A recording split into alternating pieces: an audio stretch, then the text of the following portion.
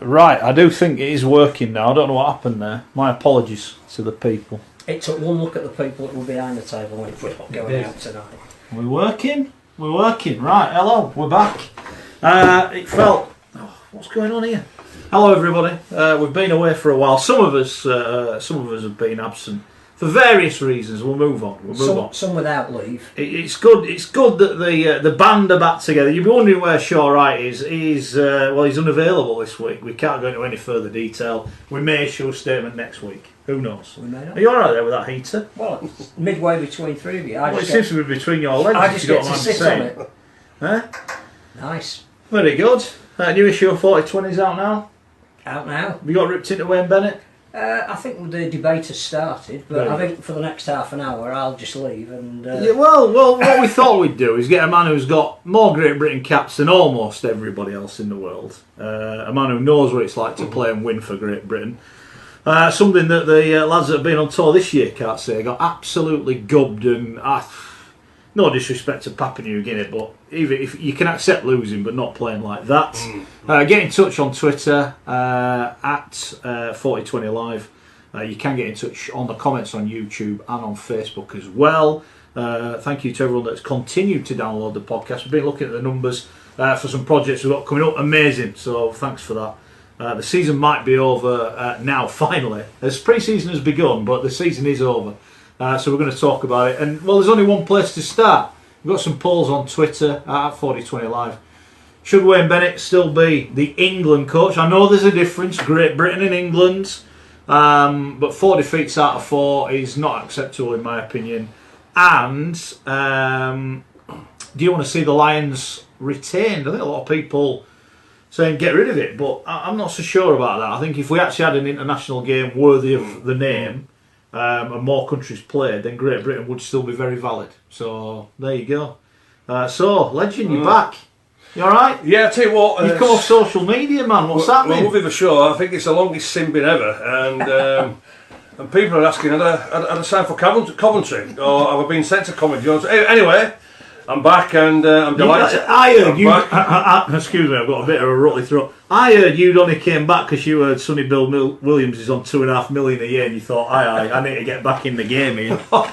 Is that right? Well, I mean, worked with the lads for the last 6 years, £2.5 million. I think to earn that sort of money, I'd have to be 2026 to earn that sort of money. Years old. But, yeah, exactly. 2 years old. Correct. That's what I'm on about. But no, I have to say that Sonny, by the way, in every interview I've seen this week, written and visual, is going to be a massive asset for the sport, which we'll come to later. Yeah, no, we'll talk about it. But I have to say, I've been really, really impressed with everything he said. Yeah, indeed. I knew on Saturday, I had a bit of a line. I went out Friday night, I'm not going to lie. My phone rang about 8 hours. I woke up a bit after the game, and I noticed I had a missed phone call from Scully. I thought, this can only mean one thing. They've lost! And Great Britain, I said England, Great Britain lost, Scully. What the hell? We'll start off on Saturday. What the hell went wrong on Saturday? Why? You know, and again, it's not disrespect. You've played in a team that's lost in Papua New Guinea. You know how tough it is to go there. We've seen Wales and Ireland have gone there and been beaten. Absolutely. You know, they are no mugs on home soil, but to lose by that margin is not acceptable. I agree totally, and I say, yeah, I know exactly what it is, because you know I was part of the first team that has ever lost to Papua New Guinea in a test match from Great Britain's point of view. And I've said before, and I'll say it again, it was my fault. I was absolutely garbage as the number 6. We got beat 20 points to 18, but to me, there's a standoff. It's my first test as a standoff from there, and we got beaten. We deserved to get beaten. It was my fault. I took it on the chin and took all the responsibility. But you looked at Saturday's performance. Let's take nothing away first from Papua New Guinea. You know, Papua New Guinea. You know what you're going to get with Papua New Guinea. They're going to be like missiles themselves and defence. Have no respect for the body. They're going to play for the full 80 minutes. From a creativity point of view, they make their own look. You know, at times you think, well, you know, that doesn't look quality. You look at the players, and no disrespect to the players who they're playing for in the likes of Doncaster, no disrespect to Doncaster, no disrespect to Featherstone, no disrespect to Barrow. But one thing what them players do is simple. From a quality and an international, they know what it's all about. They know what it's all about from there, and they will keep going for 80 minutes, whatever style of rugby they play. So that performance on Saturday just simply not good enough. And it's not the type of performance, and I'm going to come on to them all now, and so I might just Well, go hold on here on. Let's hold you for. Let's for 5 talk minutes. about that performance then. Yeah. I've just said to Phil downstairs, it looked to me, having watched the game, it looked to me, I watched it back. Is it an unhappy squad? Mark, Is it an unhappy team? Right, I was just going to say to you then, when I was watching that performance, the first half, all right, we went 10-0 up from there, but still, it was boring rugby league. Absolute boring. Was it the most expansive they've played over the course of these 4 games? Philly, but that's a low bar to be drawing Well, the they line. were moving the ball a lot more than they had in the previous games. Well, why shouldn't we have done that in the previous games? But again, it was a boring again for the first 40 minutes. And you look at Josh Hodson's try game from dummy half. All right, a little bit of a decent ball movement there to play costing. But then when you looked at that second half, and I'll come to that point where you just made there now, Mark, was when I'm looking at them players, and certainly, right, when I'm looking at the quality of players, because listen, these players are quality players who are playing for Great Britain, right? And also wouldn't have been selected in the first place. So one of the questions is, why are they looking average players? Why? Because they're not average players, but why were they looking average players? And when you mentioned that about the enjoyment, I wasn't seeing any of them players with a smile on their face whatsoever. I looked at Walmsley, I looked at Thompson, and I looked at Josh Hodgson. Well, Josh Hodgson is the second best hooker in the world behind Cameron Smith. E for E, when he puts an international jersey on, is garbage. He's garbage. He doesn't play anywhere near us. But is that because of how he's told to play? It's because he's how he's told to play. Jackson Hastings, how he's seen from there. Wayne Bennett has ruined Jackson Hastings as number 7. He's ruined Luke Gale as an international player, as we proved from there. So there's only one person to blame at that. But you look at the enjoyment, and another thing. When I look at Jermaine McGilvray, do you know what that try what he didn't get against New Zealand in the first test? If Jermaine McGilvray had been used as a battering ram and made 132 minutes from there, he would have had enough energy from there to dive a little bit better and maybe get us a draw from there. So that again is another massive issue. The players are not being allowed to play how they want to play. And one thing for sure, I know myself, with being a club player, the form what you show at club level and the quality what you do from there makes you an international. But what you want to do then is transform that club form is to international form. He has totally taken everything away from our players by boring rugby league. And as I said in I've said in my columns now for the last 4 weeks. The first one. Hold on. The last 4. Near enough. The last 4 weeks. Right, let's go. First one, clueless. Second one, boring. Third one, enough. And now in today's, it's the sack. Listen, we've all had enough. We've all absolutely had enough. Let me just say here, Matt, right? And I'll do Kevin Sinfield's remake for him. Well, hold on a second. I mean, let's. One question about. Let's get Saturday's game out of the way first. How much of a blow was losing James Graham in the first tackle? Mate, not all. James Graham, he's not a loose forward. He's had no impact whatsoever. No impact at all. The impact that has on the rest of the bench to play 80 minutes when that hasn't been the plan? Not really. I mean, Alex Walmsley hasn't looked like the Alex Walmsley that's playing all year for St Helens. Is that too many minutes at international level? Well, it should be because they're all full time, aren't they? And from there, because there's only one player who's coming back off this tour, right, with any sort of reputation for me that is there. And you know what? He didn't even play on Saturday. That's Darryl Clark. He didn't even play on Saturday. It's Darryl Clark, and how he was picking Hodgson above Clarkey. I just don't get it. I just do not buy into it at all. And I've said this again. I've said this to Phil. I mean, I've gone on social media. I think Bennett's yesterday's man. I think his time has been and gone. He's been a great coach. No one's saying he hasn't. Absolutely. He's probably was the best coach in the world. Absolutely. They still have been the best coach in the world. But we need. The comment when he first got the job, and he said, there's no good back rowers in England. That was pretty much his word. There's no good back row. We ain't got enough good back rowers. I think, actually, we've got quite a lot of decent back rowers. I'm sure if you actually coached them and whatever, it would improve. And that said to me, wrong man for the job. The squad that he's picked, the wrong squad. Now, whether you're going down this England, and again, the RFL. Have they gone for the cheap option by saying, Wayne, we'll bung you an extra 20 grand, will you just do this Great Britain thing for us while you're there? It's in your back garden, it don't matter. And I think it's something that we said last week on here, that the whole identity of the Lions has not been thought through. No, it hasn't. Which isn't the coach's fault. The coach's remit is still to win the World Cup with England in 2021. Yeah. So he's used. So is that why we remit. should have had a new coach? Yeah. If you're going to take, I think that there's two issues here. One is why they're playing so poorly. Yeah. And I defer to my good friend here because he's played. It's very hard for me to argue with anything he's saying because he's played at international. Yeah, well, I'm not being rude, Phil. Anyone in the world could see the squad when he picked it was the wrong squad. We all knew that. The concept about bringing back the Lions has been really badly handled. It has. It's been badly handled. And for it to work, you've got to be putting money into Scotland, Wales and Ireland as entities in themselves to make the Lions can I make meaningful. An observation? If the RFL want to make some money out of the Lions, which clearly is one of the reasons I think it was brought back, then you've got to invest some money to buy Scotland, Wales and Ireland. And that doesn't include making all the people redundant that are building the game up in those areas. Exactly. That is the biggest downfall. Now, you know, it's been a bit Mike Bassett. I think someone said, I think Bilko said to me, I'm surprised Benson and Edges won't play, because I said it's been written on the back of a fag packet, and that is how it's come across, sadly. It hasn't come across in the right manner. I think when the squad was originally selected and everybody said it's unbalanced, the problem isn't that it's necessarily unbalanced, it's you're only taking 24 players for a month away in the Southern Hemisphere. But it's going to be tough. The likelihood is the injuries you're going to get are in the positions where you're not taking enough players. So you really should be taking 30. Yeah.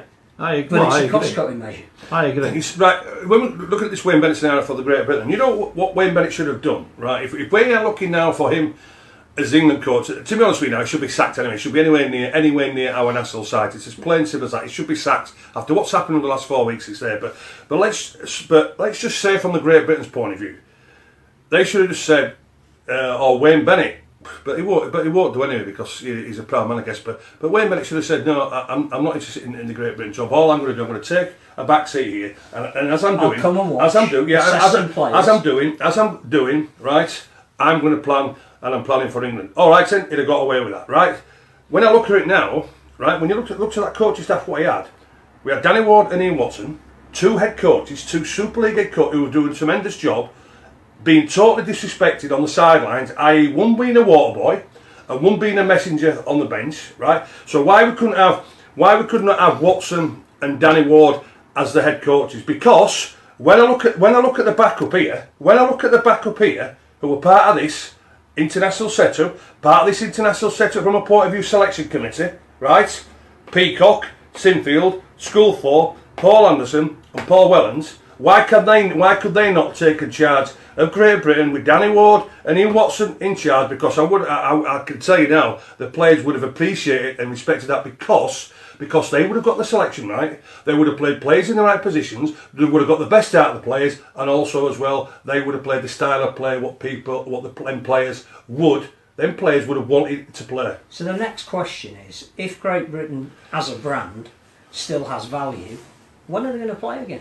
Well, when are they going to play again, and when are the teams that make up Great Britain going to play again? And that's the problem. What do we want to get out of Great Britain when they do play again? Because we've seen a tour where clearly the Aussies didn't want to play, who in some ways have been justified because the crowds haven't been great. But I'm not being rude. Is that because England have played New Zealand however many million times in the last, because the calendar is rubbish? Yeah. I'm not being rude now. If you said to the public now, well, we're not playing New Zealand, we're going to play Tonga. Yeah. We're going to Papua New Guinea, going to come and play. We're going to give them a good hiding because they beat us when Great Britain went there. So we owe them one, and we're going to hammer them when they come here. And this is what I mean. And this is, people saying, it's a strong Southern Hemisphere game. Because the Southern Hemisphere, by hook or by crook, have wheedled it that they will have games, meaningful games, when players are available, and lo and behold, it's all available. If you say to Mickey Mouse, and I know Ireland went down the route they want to try and grow their own, I've no issue with that, but if you said to those lads that could play for Scotland or Ireland or Wales, there's going to be meaningful games every year, and at the end of the year, Papua New Guinea are coming, or Tonga are coming, and we're going to play a proper game. More lads have put their hands up, and then they get St Helens. You're going to pick on them because we covered the games last year in the European Championship, and we know players were told they're not allowed to play. But that's disgusting. How you can't can you do have that. World Cup qualifiers involving Scotland and Ireland at the same time as Great Britain? play? Because Scotland and Ireland need to feed into Great Britain. Yeah. They can't be playing at the same No, time. and it's all right. And I get So people it's say, a "Oh, there's no players good enough." Well, there might not be, but even if you go on the real basics, right? Lachlan Cooke is a Scotland international. Yeah. Whether he were born in Edinburgh or whatever, he is a Scotland international. Joe Philbin is an Irish international.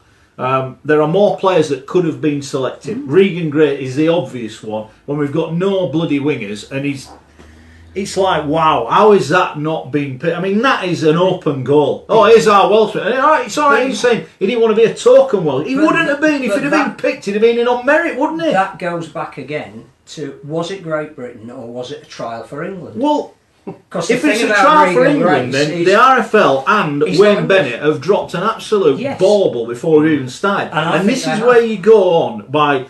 It's written on the back of a fact, oh, we need to get Great Britain, we need to get Great Britain, but what are we going to do? I don't know, just get them back, oh, we'll do it. It's just been really badly organised. I haven't, you know... But also, the future is equally as unclear. Well, so if you bring but that back, is the point. That is the point, isn't it? That's the worry now going forward. I was thinking about this after... I'd tried to get hold of the man here to just vent how disappointed we were with the second half against PNG. That conceding a try right on half time, it just seemed to completely deflate them. First 38 minutes, they were all right. They were 10-0 up. They were in control. They'd moved the ball a bit more than they had in the previous games. And if they'd gone in at 10-0, you got the impression they were going to go on and win it. And they give away a try because they're trying to play conservative rugby, kicking for touch with 30 seconds to go before the end of the half, and got burnt for it. And then the beginning of the second half were just awful. But you think, well, what is the point of the Lions? Let's not throw the baby out with the bathwater. If we're going to have them, what we're going to do with them? Now, the days of the Lions necessarily going and playing Australia, playing New Zealand, might have gone. You know, the Lions in 2023, they could go to the Pacific. They could play in Tonga. They could play in Fiji. They could play in Samoa. They could play in PNG. Now, the guys you would pick for that tour... You could pick more Irishmen, Scotsmen and Welshmen because it doesn't have to be the total elite players. Great Britain then becomes a development tool. You do that in 2023, you announce it now. So you're saying to Ronan Michael, who's just been signed on for Huddersfield, the Giants, who's come from an Irish club side, he's only been playing the game for 2.5 years, clearly has potential, there's talent out there that we need to mine. 2023, there's a very good chance you might be on a Lions tour. It doesn't matter that you're not in the top 24 players by then. There is a place for you on that tour. But we're also playing in the Pacific. So you won't be coming up against New Zealand, the leading nation in the world, or Australia. You then say, well, what we're going to do in 2027? Because if the Lions become a touring outfit every 4 years, and then you build in a system whereby England, Scotland, Ireland, Wales players are being selected over the previous 3 years, then you say, well, maybe we'll go to the Americas. Maybe we'll play Jamaica, Canada, America, possibly Chile if they've got Colombia. And what it becomes is an experience, a life experience, and a chance to give something into new areas. And the Lions then have meaning. Well, can you imagine? You know, Tyrone McCarthy was one of the best players for Ireland in this World Cup qualifier. He wouldn't have looked out of place playing in a Great Britain shirt. He's played well in Super League. He might have played for Wayne Bennett. But you might not have played against New Zealand or Australia. It might have been going to play against America. Yeah. That he would have got his And I get your point, because you imagine when Rugby Union went, we'll have the World Cup in Japan. And someone will have gone, you what? They don't even play rugby in Japan. No, but we're going to go there. And what have Japan done? They've spent money, they've had big name players there. They've got it going, and they put on a good World Cup. You know, they've got a good World Cup and competed in a World Cup. I think, again, divorcing the performance, which is your sphere of knowledge and influence, to where do we go from here? I think there has to be a realisation that what's happened in the Southern Hemisphere has brought on nations like PNG. That was the best selection of players they've ever picked, because it had within it some NRL and some Super League players. But that's partly because PNG Hunters now play in the Queensland division. Yeah. Fiji, who beat PNG by 2 points the week before, have got more players playing in the NRL than ever before, but they're going to have a team in the New South Wales competition. New Zealand... Well, does that war right then? So in that respect... New Zealand, who now are 10 years old... Well, exactly, Phil, in that respect. So what should leave our Super League then? But what are we doing in the Northern Hemisphere? Well, do what you're saying then. We should have a Dublin or Ireland in League One or we a need Championship. to think about exactly what it is we want from this sport. And one of the things that's emerged is that Wayne Bennett has said there wasn't enough preparation for this tour because we didn't have a mid-season international. Oh, rubbish. Now, But we should have a mid-season international. They have all these Pacific nations have improved by having. Well, this is something mid-season. that we've mentioned before. But Then, we've do now- we need to replicate the Yes. exact Yes. format of If we're NRL? serious about And say, right, well, when you're doing your state of, and this is where maybe Yes. Australia have been, well, we'll play our state of origin while you trot around playing. Well, rugby. but you can do that. That's fine. But yeah, do we then have 3 weekends where we can say, Well, you know? we're now being told, or we're hearing on the grapevine, that the RFL want a mid-season international yeah, this year coming Yeah. up on the 21st of June. yeah. There's already fixtures out. Yeah. How is that going to Well, work? is the problem? I mean, is this another downside of the split? Because now you're going to get the RFL wanting things off Super Yes. League that Super League aren't prepared to give. So we go back a level before we go carry on with it with the in-depth breakdown of what's gone wrong. Do we have to have, as I said, we replicate the NRL, and does that mean we have to have 16 teams or whatever and do it as they do, I 18 think teams that and do it as they do? we have a domestic structure at the moment that mitigates against being successful at international level.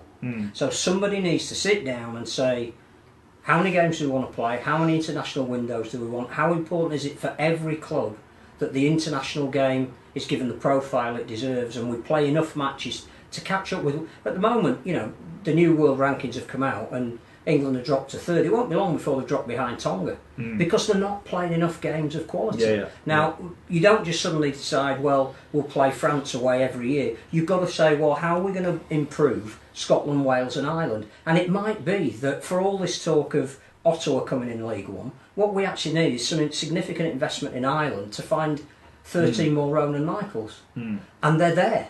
It's just, you might have to invest a couple of $100,000 in development offices, rugby union and you in might have Ireland to put a team is in strong League One. because lads that play rugby union know they can earn a good living playing rugby union. If you offer them the same option in rugby league, they might have some guys say, I'd rather play rugby, and you would build it up. So again, it's not a structure. There is no structure in anything. There is nothing in the Northern Hemisphere at the moment that is promoting international rugby league, No. and that has been cruelly exposed by this tour. Because I hadn't realised till we saw. So I think the thing about Tonga was they beat us. That's fine. I honestly didn't think they could beat Australia the following week. The fact that they did, and they brought in 3 or 4 different NRL players who hadn't played in the first day. They're now getting some depth and real quality.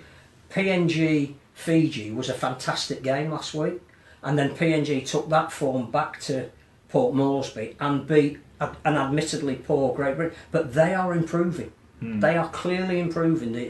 And from an international perspective, and the fact that we've got a World Cup here in 2021, that's good. You know, we now have 3 or 4 teams that have a genuine case for saying they could be a team that makes the semi-final of the World Cup. That's great. But what are we doing in the Northern Hemisphere? Cool. You know, Sonny Bill plays for Samoa in the next World Cup, if he does. If he's good enough and he gets selected, they're going to get better. Yeah, exactly. What are we doing? And all this tour has done has exposed how far behind we're falling. Yeah, it has. Right, we'll get on to Scully in a minute with regards to what he thinks we should do regarding the tour that has just happened. Have your say, lots of people getting in touch. It's fair to say that the legend has been missed.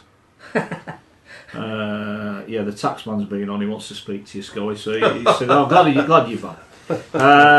Gary says, not that Gary says, welcome back, Gaza. Great Britain are a disgrace. He's named Walmsley Hill not international standard, Widdop not good enough. That's from Gary the Viking.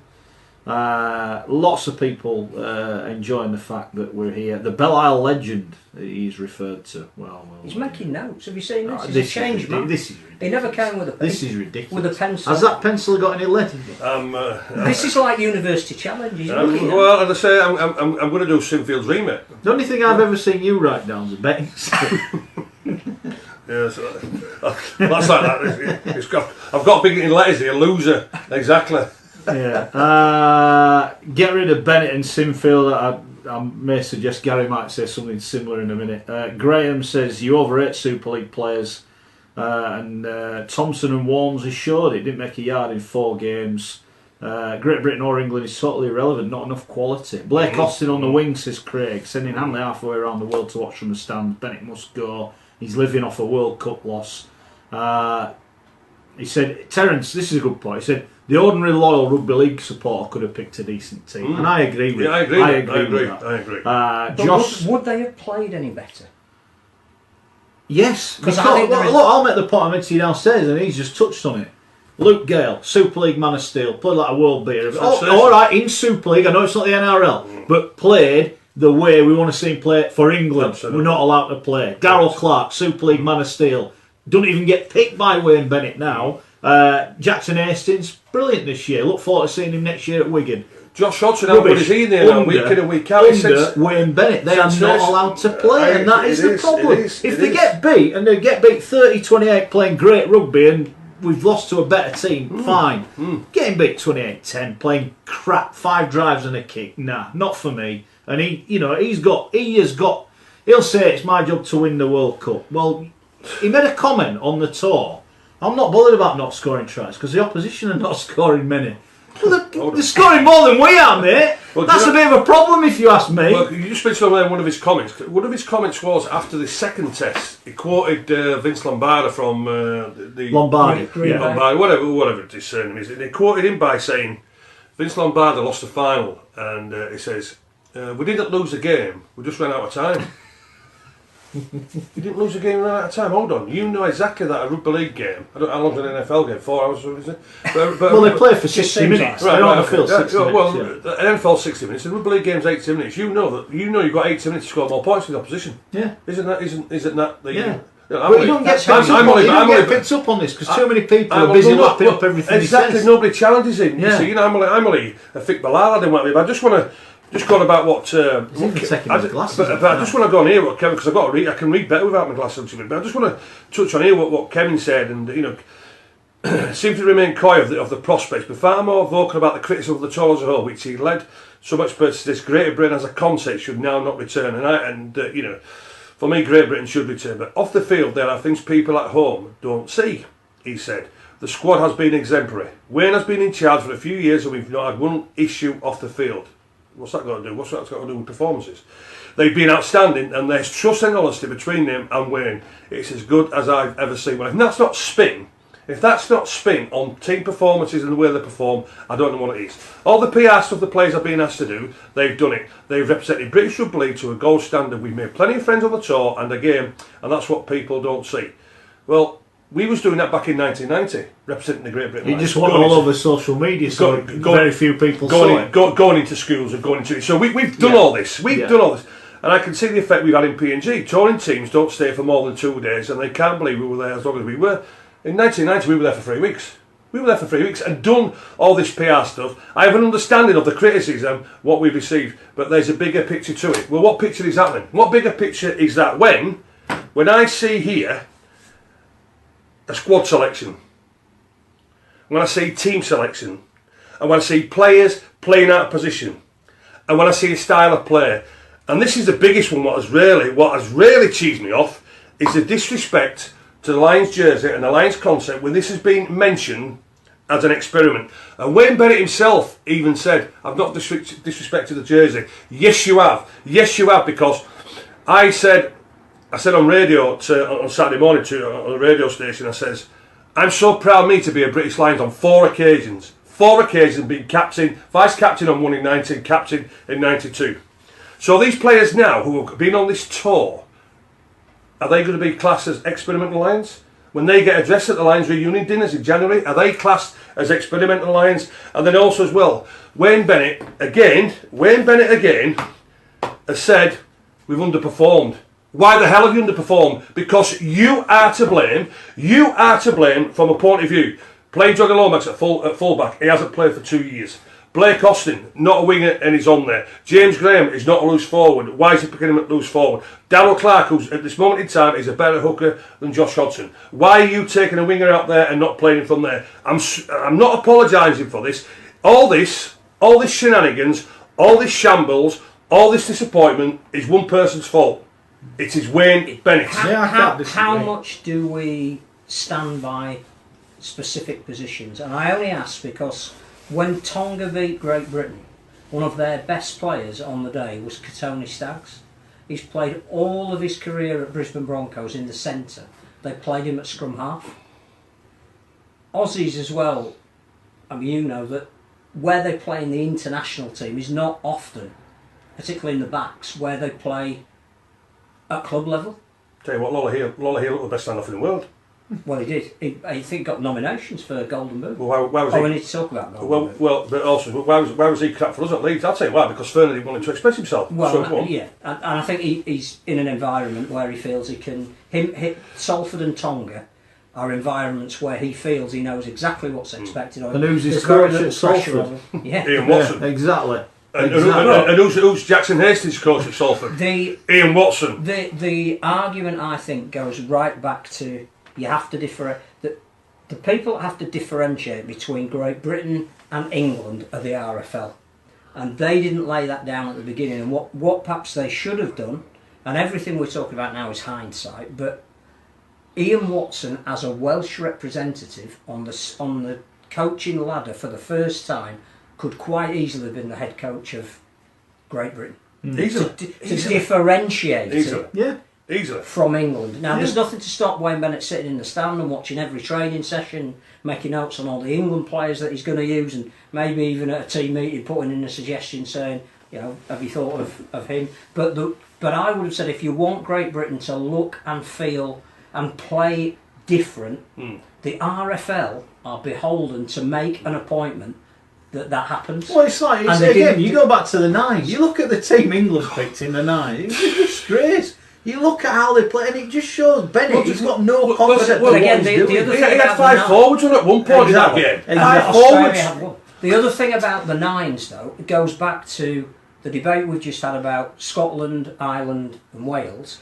What do we want from the nines? If there's going to be a nines every 2 years in a World Cup, we have to play more nines. We have to get a group of players that are attuned to the skills of nines in the same way that Sean Johnson and most of the Aussie team are attuned to playing nines because they all play touch rugby. Well, don't forget. So we're going, here's don't forget nines, that. we've never played it before, let's throw some guys out there and see. Don't forget, nonsense. you look at the England sevens, none of them play for England in the 15-man kit. It's a different game. So it might be you are It's a picking different game. players who've got it's a different different skills to play that format. But if you don't play that format at all at some stage every 2 years, you're never going to. You're going to pick a smaller version of your full team, and it doesn't work. No, it doesn't. But that again shows to me that It's I labelled him. cost saving. Well, yeah, but I've labelled him yesterday's man. I just think he's not with a. Right, Phil. So another point I want to pick up on here as well now, and from a point of view where Wayne Bennett doesn't get challenged. Do you know what made me laugh as well? It took me back to 2004, and I see that up there, and this is exactly the Wayne Bennett. When New Zealand beat him 24-0 at Ellen Road, Wayne Bennett says, "I don't read criticism because it doesn't help me, so that's why I don't do it." I tell you what, he does read criticism because you know why? After that defeat there, when he went back to Australia, he sneaked through the back door. So again, so again from there, but. As I've mentioned here, nobody challenges Wayne Bennett. If anybody says they do, no they don't, because they all just are in awe of him. Yes, and I totally agree with Mark Wilson, he's had his sell-by date. He's had his sell-by date and he's gone. My question is, again here now, right? Peacock, Sinfield, Schoolthorpe, ex-national captains. Anderson and Wellens, all national, international quality players. The five of them. What role are they playing? What role are they playing at the RFL? Because the RFL have brought these players in here. When I look at the experienced people from my era who don't even ask anything from a point of view, bring our experience back or bring our open honesty, because I don't like open honesty. What are they bringing to the party? Are they challenging Wayne Bennett on what's going on in Great Britain? Wellens didn't go, did he? He had this winter off. Right. So he hasn't been involved. But he was part of the selection committee. Well, he'll be back as But he was part of the selection committee. But he wasn't part. But the question is, why are these not challenging the RFL with Wayne Bennett instead of coming out with this Poloni here, this spin about off the field? It's been great. I'm sorry, Kevin. I'm sorry, but there was plenty of people who spent thousands and thousands of pounds actually won a Great Britain tour. What's not been there since 2007. Not been there since 2000. It's all about what's on the field at the end of the day. If there is greater organisation underneath the first team, it's that there now is a better pathway under Anderson coaching the Knights. And really? Well, apparently. Really? Right, I'll ask you a question. But there's another issue here. Really? I'll ask them a question. It is with professional players, right? But it's not with community players. Right. One of the things that I was keen to try and get some opinion on after Great Britain's abject performance was it's very easy to say the guy at the top changes, everything else changes. Guy at the top changes, some things will change, but structural issues won't change. So things like the season is too long doesn't change if you swap Wayne Bennett. We know that, yeah. But I thought that's not Wayne Bennett's fault. It's our structure. The two answers that came back that I found absolutely staggering was for some people who represented the North West Counties League and were saying we don't have any say really in the development of players anymore. We feel cut adrift. And you're going, whoa, hang on a minute. We don't have enough people playing for people who are involved at that level, at grassroots level, to feel that they're not having an input. The other one was some really interesting comments from guys now who are going into coaching who've just finished playing. So people like, for example, Chev Walker, Matt Diskin, who are all saying there's an element of the game missing at the moment. That when we were growing up, what we needed were inter-town games to start with. We wanted to play for Wigan, City of Leeds, and Elland district and Leeds and district. Then you had Yorkshire schoolboys. Yorkshire was selected from that. Yeah. From that, we played for it. He said, "There's none of that anymore." But the problem is that narrowed it down so that you ended up getting the elite, who then went on the pathway that ended up playing for England and Great Britain. Right. Now you're having a trial where you daren't upset anybody, and it might be a Sport England initiative because we can't deselect people. You've got 80 people turning up. Well, 80 people are not going to give you the cream that you need to then take on to... That something is seriously wrong at structural level. Absolutely. If people like Chev Walker and Matt Diskin, who've been involved in it and are now moving up the coach, are saying, we haven't got the talent to work with because the structure is that because of the scholarship then, where kids are not allowed to play for Mark, the club? I was doing Brig House Rangers presentation luncheon yesterday, right? And... Club Wakefield, they've got a few of their players, right? And they're not allowed to play. And for Wakefield, they might play 6 to 8 games. They're not being allowed to play. It's pathetic. It's absolutely pathetic. Picking on Wakefield. No, it's not picking. It's all around the game, Mark. It's not. No. It is. But the press clubs are telling these young lads. Yesterday, Brig House Rangers under 18s. They played Loughlane. I think they got beat 56-0. Loughlane turned up with 20 players. Brig House Rangers had 11 because 5 of their players were told they couldn't play. That is no good. But we're talking about pathway, Phil, and I've mentioned many times on this show, with too many journeymen playing in our game. Too many journeymen. How many do you know of the kids who played against Australian schoolboys last year? How many played in Super League last year? How many? We talk about pathways. Well, very few, but people like Harry Newman did. People like Harry Smith got a chance at the end of the season for Wigan. Ethan Havard's got a squad number for Wigan. I think he'll play a bit more. I think there is a realisation that the very, very cream of the crop will play. My argument is we haven't got enough people coming in at the bottom, funneling through, to have sufficient cream. And if you're taking it out at scholarship level, and they don't make it, they're not going back to Brig House Rangers. No, they're not, because we're losing them to the sport. You're deemed a failure. Yeah, exactly. You're deemed not good enough. Yeah. Whereas if you're playing with your mates at Brig House or wherever it is, and you go for a trial, you get picked, great. Exactly. And you get picked to play, brilliant, well done you. But at Brig House, no shame on anyone. Your first port of call is from Brig House, you get picked for Wakefield, the district team. For the Wakefield district team, you're still playing for Brig House, you get picked for the Yorkshire team, you're still playing for Brig House, you then get picked for an England team, you're on that pathway. The scholarship is killing the community game. Well, I've said it before on this show again, and I'll repeat myself again here now. It should go back to when it was back in my day. You are not allowed to sign professional until you're 17 years of age. So then Which they do in Australia, don't they? Exactly, you're not allowed to sign him. You're not allowed to, and that should be exactly the same. And what it is over here, it should go back to that rather than, because I can reassure you as well. My lad finished at 25. My lad finished at 25 because he liked to play, liked to express himself and this sort of thing. Wasn't allowed to go, so he got cheesed off. So he went into coaching from there. But I know now. There's so many young kids. Some of the fathers would say to me, "Scully, you want to see my son?" So I said, "What's with him?" He's totally devastated to Wowsong because he was a quality rugby league player, but it's all been coached out of him. Yeah. It's all been coached out of it. And this is kids who are 17 and 18, fellas. But some of these coaches who are involved at these, they ain't got a clue. Well, I'll use the example in cricket, because I play a lot of cricket, or I used to play a lot of cricket, and my son played in with a team where he was brought up, very brilliant, one of the best junior setups in the you're honestly brilliant, the amount of kids it's produced. Yeah. But basically what happened one year, we had like double the numbers, and he had one team, and you think, well, a lot of these kids haven't played cricket before, so I'll tell you what, we'll get another team, we'll put them in the league, we'll probably lose every week. We had to go play in the Halifax League. You're travelling to the other side of Halifax every week. They got hammered every week because they're probably 11 years old playing under 13s. You know, they got beat every week. Yeah. Year after, improved. Year after, won everything. And they've gone through that age group together. And all them kids that are in that team that got hammered every week, they all play now in the open age. They all stuck with the game together, because they enjoy playing with the mates. It's the friendship. And it's part of taking part. Absolutely. And that's it. And that's what you're taking away from these kids. Oh, I'd play for Cass. Great. Well done, you. But when he don't make it, and it's a tough bloody step up. It's a tough. You don't all make it. You know what I mean? No. We do. That's the thing. If he's still playing every other week for his team, he'll go back and play for his team because he's happy. But who's going to make the decision that some of the issues absolutely, deserve to be aimed at the coaches of a specific team that's underperformed, but who's going to deal with the structural issues below that? Because unless everybody can be put around a table and said, where do we want this sport to be in 5 years? So what are we trying to achieve here? Because the scholarship system isn't working. We're bringing back academy and reserve grade. Have we got enough players of quality that will people those competitions? Are we bringing it back for the right reasons? Why did we get rid of it in the first place? What are we doing about the length of the season?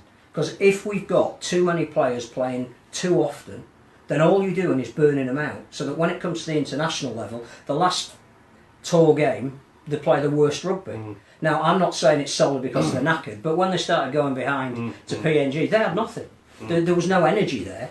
And it's like you're thinking, I've played 40 odd games this season. We started playing in January. I've got to go back home. I've got a week and a half off in the freezing cold. I'm back into pre-season training because we're playing again in January.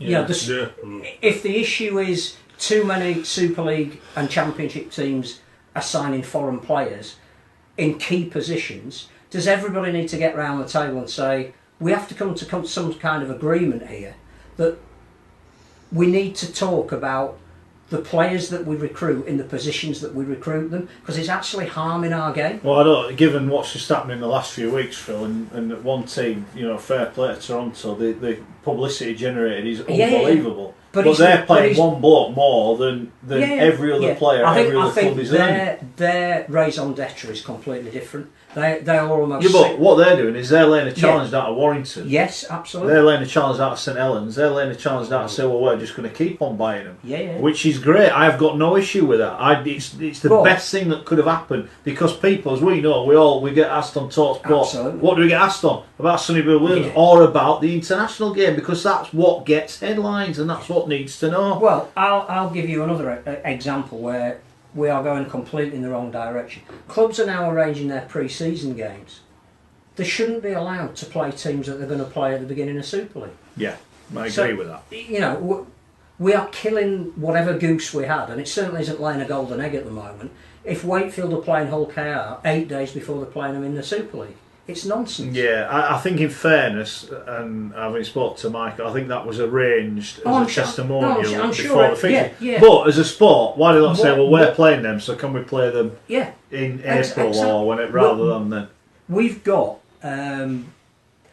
to decide what we want the sport to look like, so that whoever is in charge of England / Great Britain knows exactly what they've got to work with. And at the moment, because Super League are going in one direction, the RFL are in another direction, the community games in a third direction. Yeah. Barla still exists, but I'm not really sure what influence they. I get the point. Got to pull I agree. together. I completely agree, and I think the biggest factor in the way of that is that Super League is going one way and the Rugby League is going the other. However, and this is, and you'll get hammered for this, because what we are going away from is there is still some blame attached with this mob here. Yeah. And Kevin Sinfield is getting a lot of stick on social media from our listeners. I made the comment, Kevin's a great guy. We all know that. He's Absolutely. a lovely fella. Got naught against him. But in my opinion, as a professional, he's struggling to do his job at Leeds. The results have backed that up.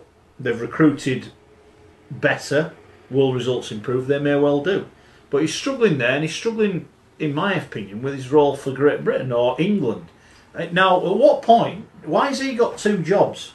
Why is he not just concentrating on one? The first thing I would say, well, there's 2 things. One is, what is his job description? Have you ever seen written down what the director of rugby does for the RFL? But the other thing is, how can that be a part-time job? Well, when he was appointed, what's he doing for Leeds for the last month? But it was 1 day a week.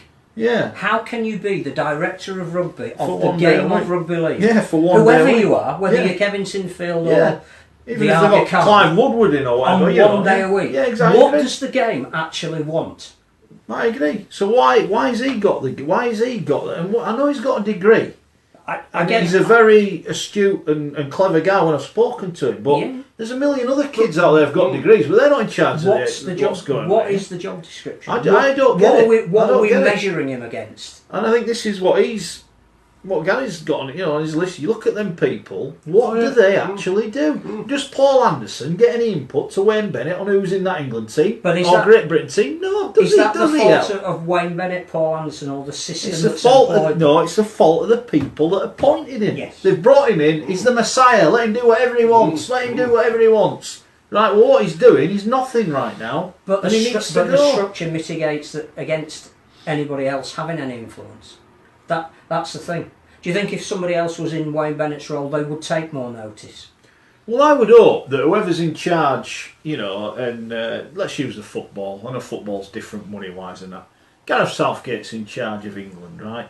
I'm picking. He's got input and goes to watch all the players that are in the under-21s. And he'll be saying to his under-21 manager, have a look at him because I think he's got, we want to bring in people like him in. And they'll be coached the same way, so that when under-21 manager goes, oh, here's your man, Gareth, he goes, oh, great. But he the knows how to do this, he under-21 knows how to manager, do that's that. his full-time position. Yeah, no, that's what I'm saying. I And know the it's thing with Paul different. Anderson But is there's a he's flow coaching down. There's a Warrington's flow academy down as well, isn't There's it? a flow down. Yeah. They'll know. Who's the 21 Gareth manager? Who's the Southgate. 21 manager, do you know? Eddie Booth. Eddie Booth, yes, But my absolutely. point is, Gareth Southgate will know a kid's playing England under 16, But what- and he'll be going, he's 1 minute to But look what at. I'm saying There'll is- be chats with his club. How's this going? How's that going? How, do you need any help? But if that we- doesn't happen at rugby. League. Mark, Wayne Bennett, right? last year, I bet you, if correct. you wrote a list down of Wayne Yeah. Bennett and said, name me all the clubs in the Championship, he'd go, Hey, last year, Tommy Makinson, when he made that Yes. brilliant hat-trick was at Hull. Where's he been? Where's Tommy Makinson been? Oh, he's been playing Super League for the last 8 years. Yeah. But so- what I'm saying is, those positions, if we're serious, Jobs for the boys, Phil. Need to Jobs be- for the boys. they need jobs to be for the boys. full-time. It's jobs for the they boys. have to be full. Jobs for the boys. We are cost-cutting Jobs for the all boys. the time. Jobs for the boys. Well, we're cost-cutting. Jeremy Peacock failed. Well, people like it or not, he failed at Hull KR. He got them relegated. He got them relegated, right? What? How the hell? What is his credentials? Great player, great international. So Gary Schofield. Why is he not in charge? Yeah. So another 100 people. Why him? But is it because he's Kevin's mate? The position. Serious question. Is that why he's there? The position needs to be full-time. Director of rugby has to be full-time. England Knights coach needs to be full-time. Because when he's not coaching, But to be full time, they need to play more games. Well, that's the thing. The two go together, don't they? Yeah. And that's what do you want the sport to look like? Our Super What is League gonna our drive Super the League sport? bothered. No, No, And bothered that's- about that again. that's No. part- There is the big They problem. could care Well, less. I go back to the fact that the 21st of June, suddenly now the RFL want a mid-season game. How are they going to have one? Because Super League don't. That's the weekend that Bradford now are playing a double header at Headingley. So it's like things are going on. Are Bradford Bulls like the Harlem Globetrotters? They just play whenever anyone's got any money. They'll just turn up and play. Hires. Is that right? We'll have a chat about But that. I'm just convinced that yes, you need to make it. And I think the next debate is if you don't have Wayne Bennett, who do you have? But we cannot take we have a debate that we've been doing this for 5 or 6 years.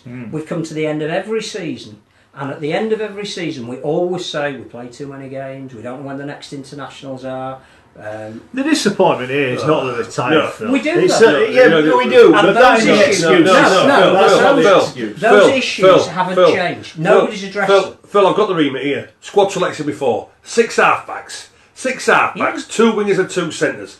Cobblers. Team selection, a joke. Players picked out of position, a joke. Style of play, boring, clueless. Respect to the line's experience, run from there and I've underperformed. Phil, that's got nothing to do with the team. What about the Ash whatsoever. Hanley thing then? He gets called in from Leeds, so he's taken away from Leeds for 2 weeks. From holidays, he was on holiday in France. First he goes to Australia to play in the Nines.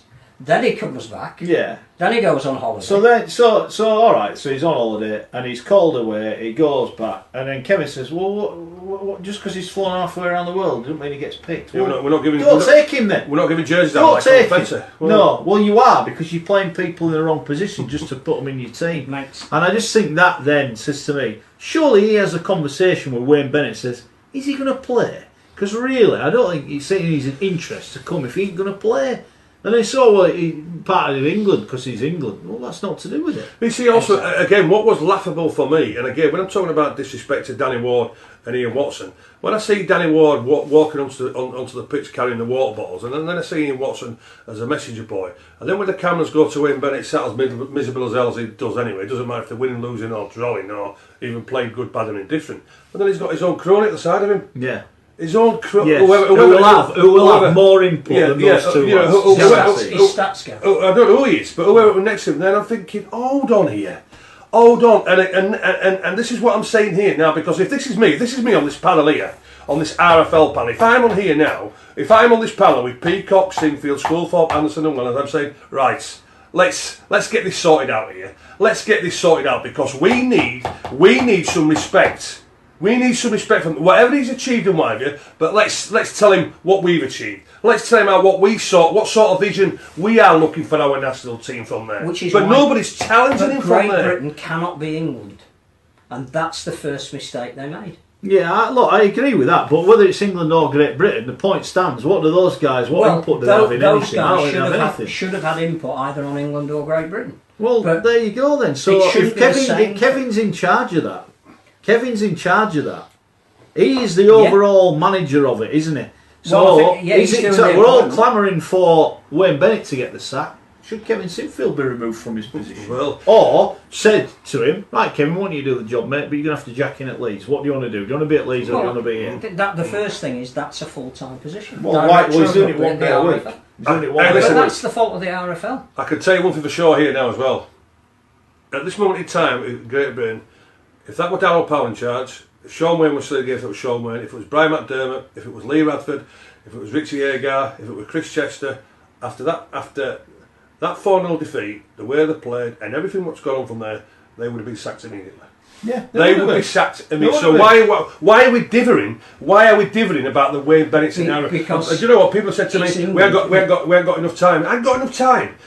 It's either Darryl Powell or Sean Wayne for me, but also as well they have to stay. Danny Ward and Ian Watson have to stay, because I think they can offer plenty to players from a point of view. When I talk about playing with vision and awareness and playing with that expression and playing with that smile on the face, that's what I want to see with our top players. So them two have to stay part of the coaching staff, and they would love to work with our Darryl Powell or Sean Wayne for mine. But if it was an English guy who was in charge, I'll tell you what.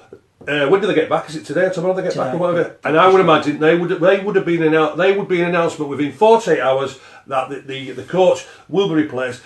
We've only 2 years before the World Cup. Easily enough time for Sean Wayne or Darryl Powell to get embedded in there and working with them. They've got a maximum of 5 games. The likelihood is they'll have 4. 3 of them against Australia. Also, is that an Ashes test? Yeah. Well, that's what they'll have before. When has it ever been England and Australia Ashes then? I thought it was always Great Britain. No, it's England. No, I know, but I thought it was always Great Britain and Australia. It's England since it's been Sport England have been funding it. Yeah, but the Ashes have always been Great Britain, haven't they? Well, in cricket, it's England. The problem Rugby League has had is an identity. It started off as being the Northern Union, then it was England, which had Welsh players playing for it. Gus Risman played for England. And then we had Great Britain after the Second World War. Now we've gone back to England when it suits us. We brought back Great Britain. All of that needs addressing.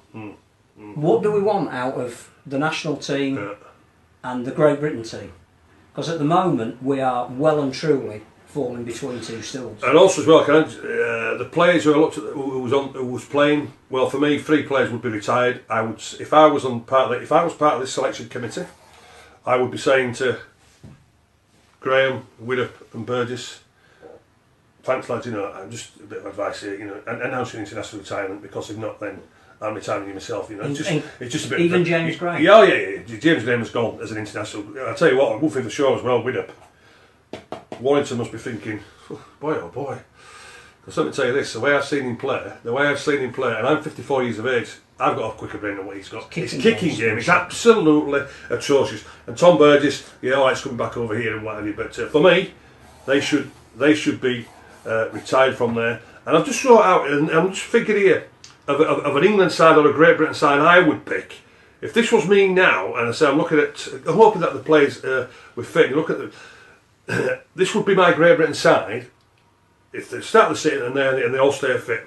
Hardacre at fullback, Makinson and Manfredi on the wings, Percival and Gildart. People will say, no, we missed Mark Percival. Wayne Bennett never picks him. He picks Sean Bateman in the centre. Half-backs. It's either Lomax or Williams. I don't think you can split them. And if Luke Gale comes back, then it's Luke Gale. Then it's Walmsley, Clark, Thompson, Bateman, Whitehead and Morgan Knowles at loose forward.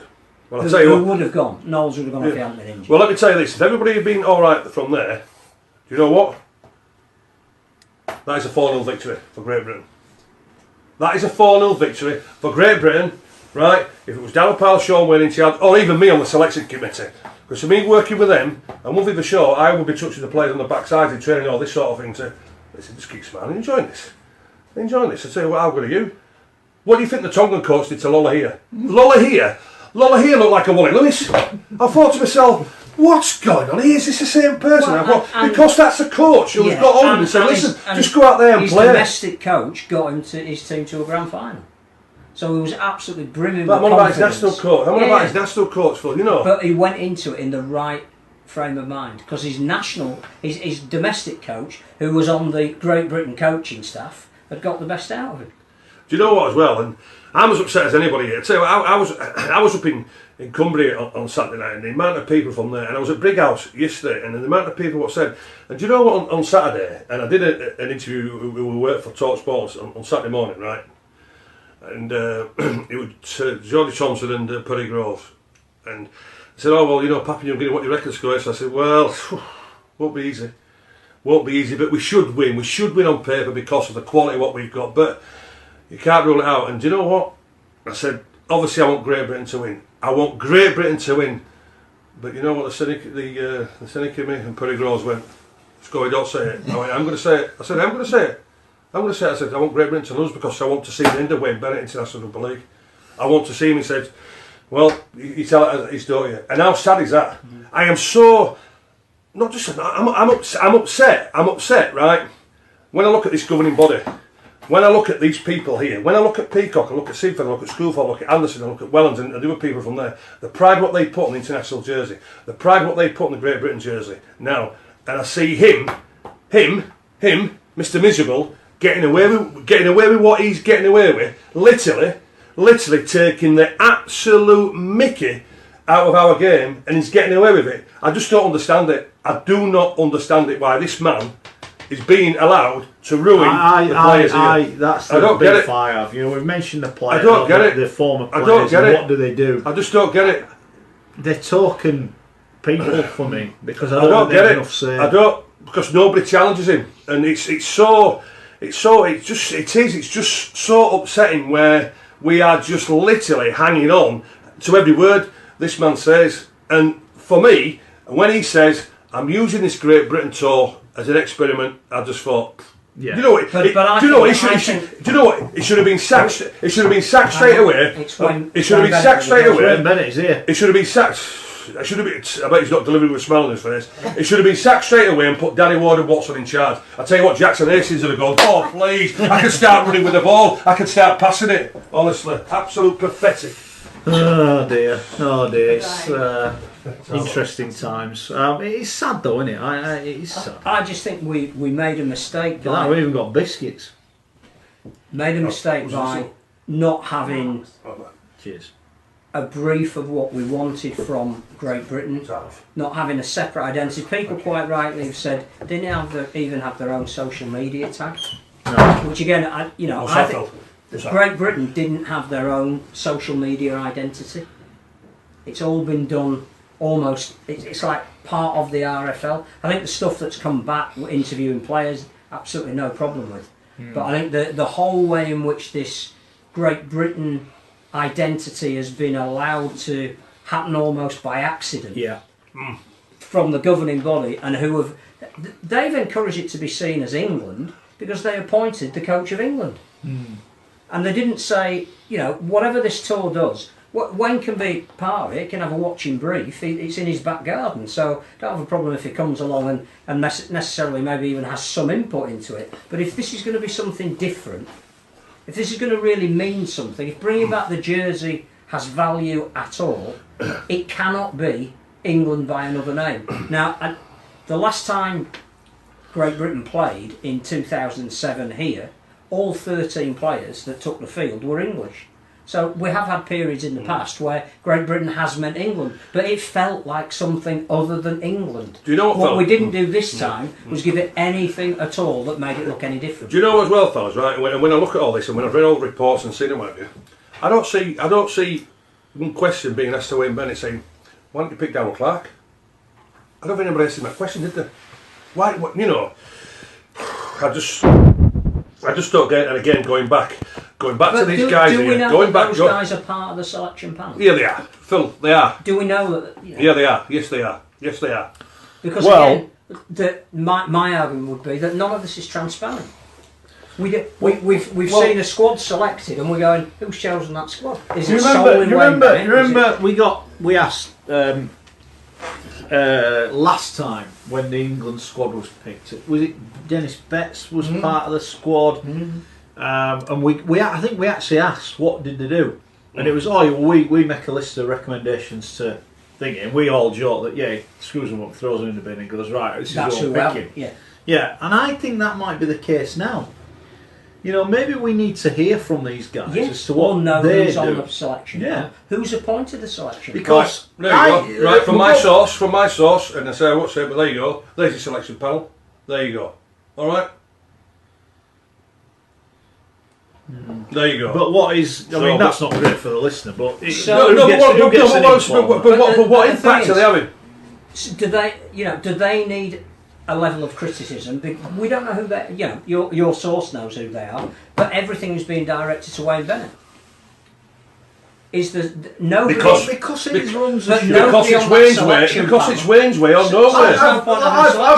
Exactly. This is our point. Correct. It's a selection panel. What is the point? Only. What is the point of having Peacock, Sinfield, Schoolthorpe, Anderson, Wellens around from there? Watson and Ward. That is just. And I've criticised the top two on that list. Yeah. They probably have absolutely nothing to do with how that team plays, and that's sad, really. I agree. I totally agree with that because it's Wayne's way. If those guys there to pick their team, it would have been entirely different. And you know what? Them guys as well, because hey, listen, they've all been smart rugby league players. They have all been quality rugby league players. Should they now come out and say, look, this isn't the team that we selected? Because they're not going to do, are they? Then that's the problem. Well, and that's the problem with the management. They might do if Wayne Bennett isn't the coach of England. You imagine, right? The RFL, right, are skin. We know that for a fact. They're skin. They've got no money. They're desperate to win the world. Right? You imagine when Kevin rocks up next week, back at work for his one day. His remit.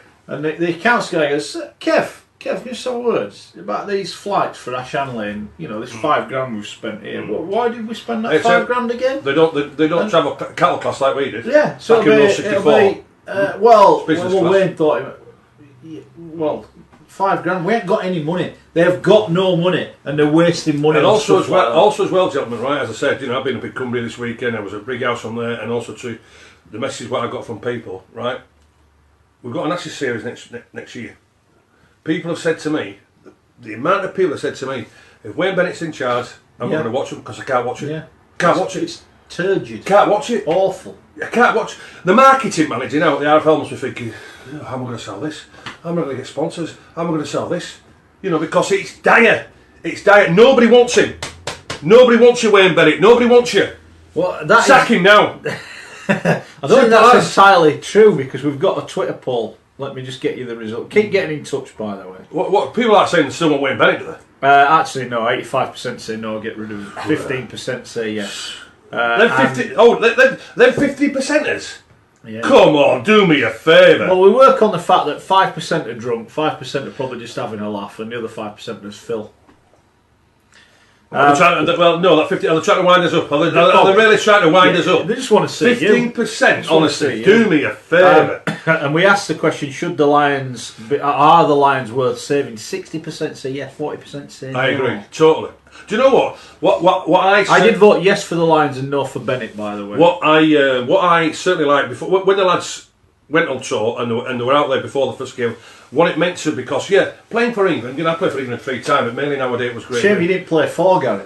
Really, isn't it? That'd been great if you'd have played 4. Hey, do you know? And also as well, I went to my teammate, my Brits Live teammate's funeral on Thursday. You, Waddell, bless your soul, you, and we're all going to miss you badly. But also as well, the contentious game when I didn't get a cap. Yes. When we played the rest of the world. Oh yes. Right. I've never mentioned it before. Hey, listen. Have a guess what photograph was on Huey's, funeral thingy. Have a guess what photograph was on there. He wasn't playing against the rest of the world, was he? Huey in his Great Britain Test jersey, Great Britain Test shirt, number 10, knocking off Peter Brown and the hooker. I think it's a French one who played in the hooker from there. Great Britain for the rest of the world. I'm thinking, I was in that game. Why didn't I get a cap for that one?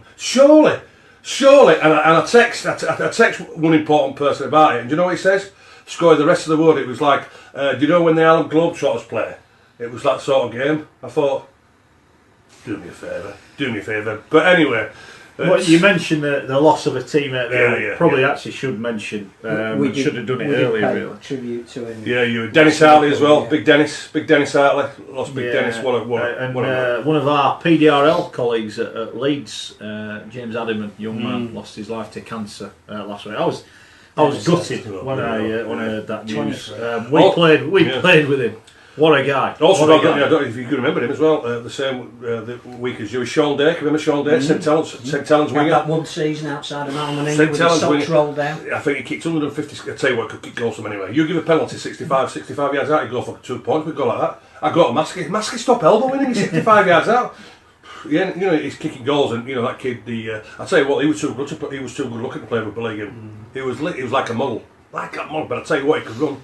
He was fast, and playing outside Big Mal, he had an outstanding season. But yeah, we've lost some great people, some great characters. This is what I talk about with the game today. And this is when we talk about we selling the game and show that passion a little bit from there, and let's when it deserves to be challenged, let's have it challenged. But let's do it in the right way instead of putting spin on things. And defending stuff in rugby league what should not be defended. It's not, because we've got the Test series coming up next year. We've got a World Cup coming up in 2021, which could hopefully make it massively. And hopefully, let me just say this on the record. Every time Great Britain play, I want them to win. I want the Great Britain to win the 4 Tests on there. Every time England play, I want them to win. But while ever we've got this man in charge, we are not. We are not. So who's your choice of replacement? Darryl Powell. Darryl Powell is my choice, and I wouldn't have an issue if it was Sean Wayne. Darryl Powell would be my choice, and Danny Ward and Ian Watson, because Danny Ward has been proven, so has Ian Watson. From a point of view from there, they want to play the game in the right way. We know how Cass play under Dell, and I know what you're going to say to me. Well, Dell, in big games, he seems to have failed, which is right, Phil, which is right. But I'll tell you what, one thing for sure, the players would love the style of play what Dell would want to bring in. So would Ward, so would Watto. They would love playing for him. I think there's one man who, in a short space of time, bearing in mind that goes back to everything we're talking about, goes back to a lack of money at the RFL. So we don't have the staff that we need. We don't have the structure that we need. We don't have we've got now 2 governing bodies because it was felt that the RFL couldn't do the job. Was it felt the RFL couldn't do the job, or one man couldn't do the job? And have they thrown the baby out with the bathwater? I think they have dropped an absolute clanger. I really do. Where we are at the moment, the likelihood is we're probably going to have to win the World Cup to make the governing body solvent.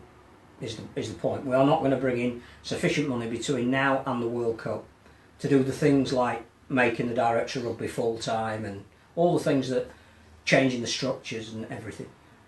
So for me, there is one man who, if he's only got 4 games to prepare a team, bearing in mind that the bulk of the players that will play are the players that just played, and some of the players weren't good enough, never mind whatever the coach might be. They didn't play to their potential. To me, it's Brian McDermott. Because the one thing that he's got is the ability to Let's bring... not get off, Phil. The director of rugby and Brian McDermott don't get on anymore. Well, and not only that, but Good point, Gary. Brian McDermott will start telling the RFL in the same way that Brian Clough wanted to tell the FA.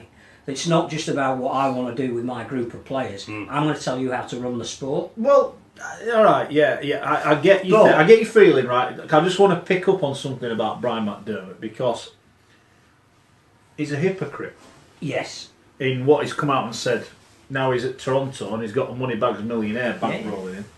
I never heard him moaning about the salary cap when he was at Leeds, winning the Super League under his expert coaching.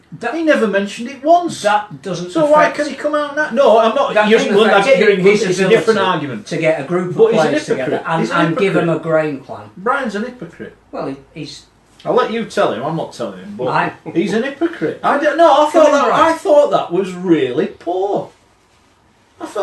I think he's made a really interesting point about what do we want the sport to be, and he's not alone in that. What I must add by this, and you'll be aware and I'm aware, when you're lucky enough to be in Brian McDermott's presence, not away from when the microphones are on, when you talk to him, he's a very, very clever man. Yes. He knows about the game, and I'm joking now saying he's coming out and saying this. This is what we need. We need people challenging the norm and saying we need to do it different. I just thought it was a bit hypocritical. Yeah. Oh, hang on, Brian, you never said that when Gary Etherington was your boss. Yeah. But I get your point. I wouldn't have enough. But I think there's a list of 8 people, 10 people we'd rather have than Wayne Bennett. What you've just said though about when you're in his presence, I think that's what he's been able to do with the players he's had at his disposal. Most of the time he's been Super League's most successful coach. That he gets guys who theoretically shouldn't work together, but he gives them a reason why they should, and they do. But he also has the ability when they get to a major game to change the game plan. Yeah, I wouldn't have any problem with him. The issue is he would walk, if he was appointed, and I think he could do a job and get us very close to winning a grand final. He'd walk straight into Red Hall on the World Cup final, straight into Red Hall on the first day he was appointed. And go, you can't do the job. If it was up to me, you wouldn't be here. And I think that's what we need. It goes back to what you've just said about people who will challenge the current order and shake the establishment. Yeah, but as Gary said, they won't appoint people. Well, no, I don't. They wouldn't appoint Brian Clough for that very reason. He was the man that had to be the coach of the England football team at a certain point in his career. Yeah. And everybody went, he keeps coming for interviews, but we just can't give him a job because they'll tell us where to go. You see, also, so when I look at this, when you look at the challenge, right, I'll name 3 of us.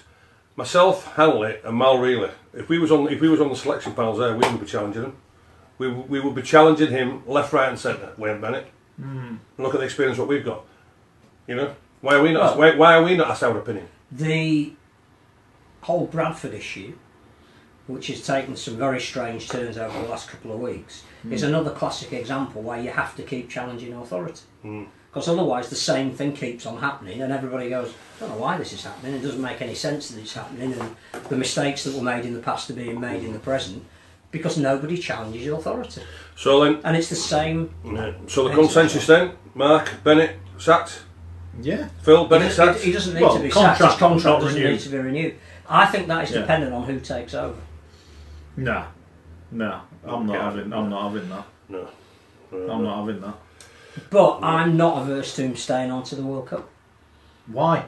Because I'm with Gary and the other people. I do not want to watch England play Australia playing like that. I don't want to see it. I don't care as long as they win.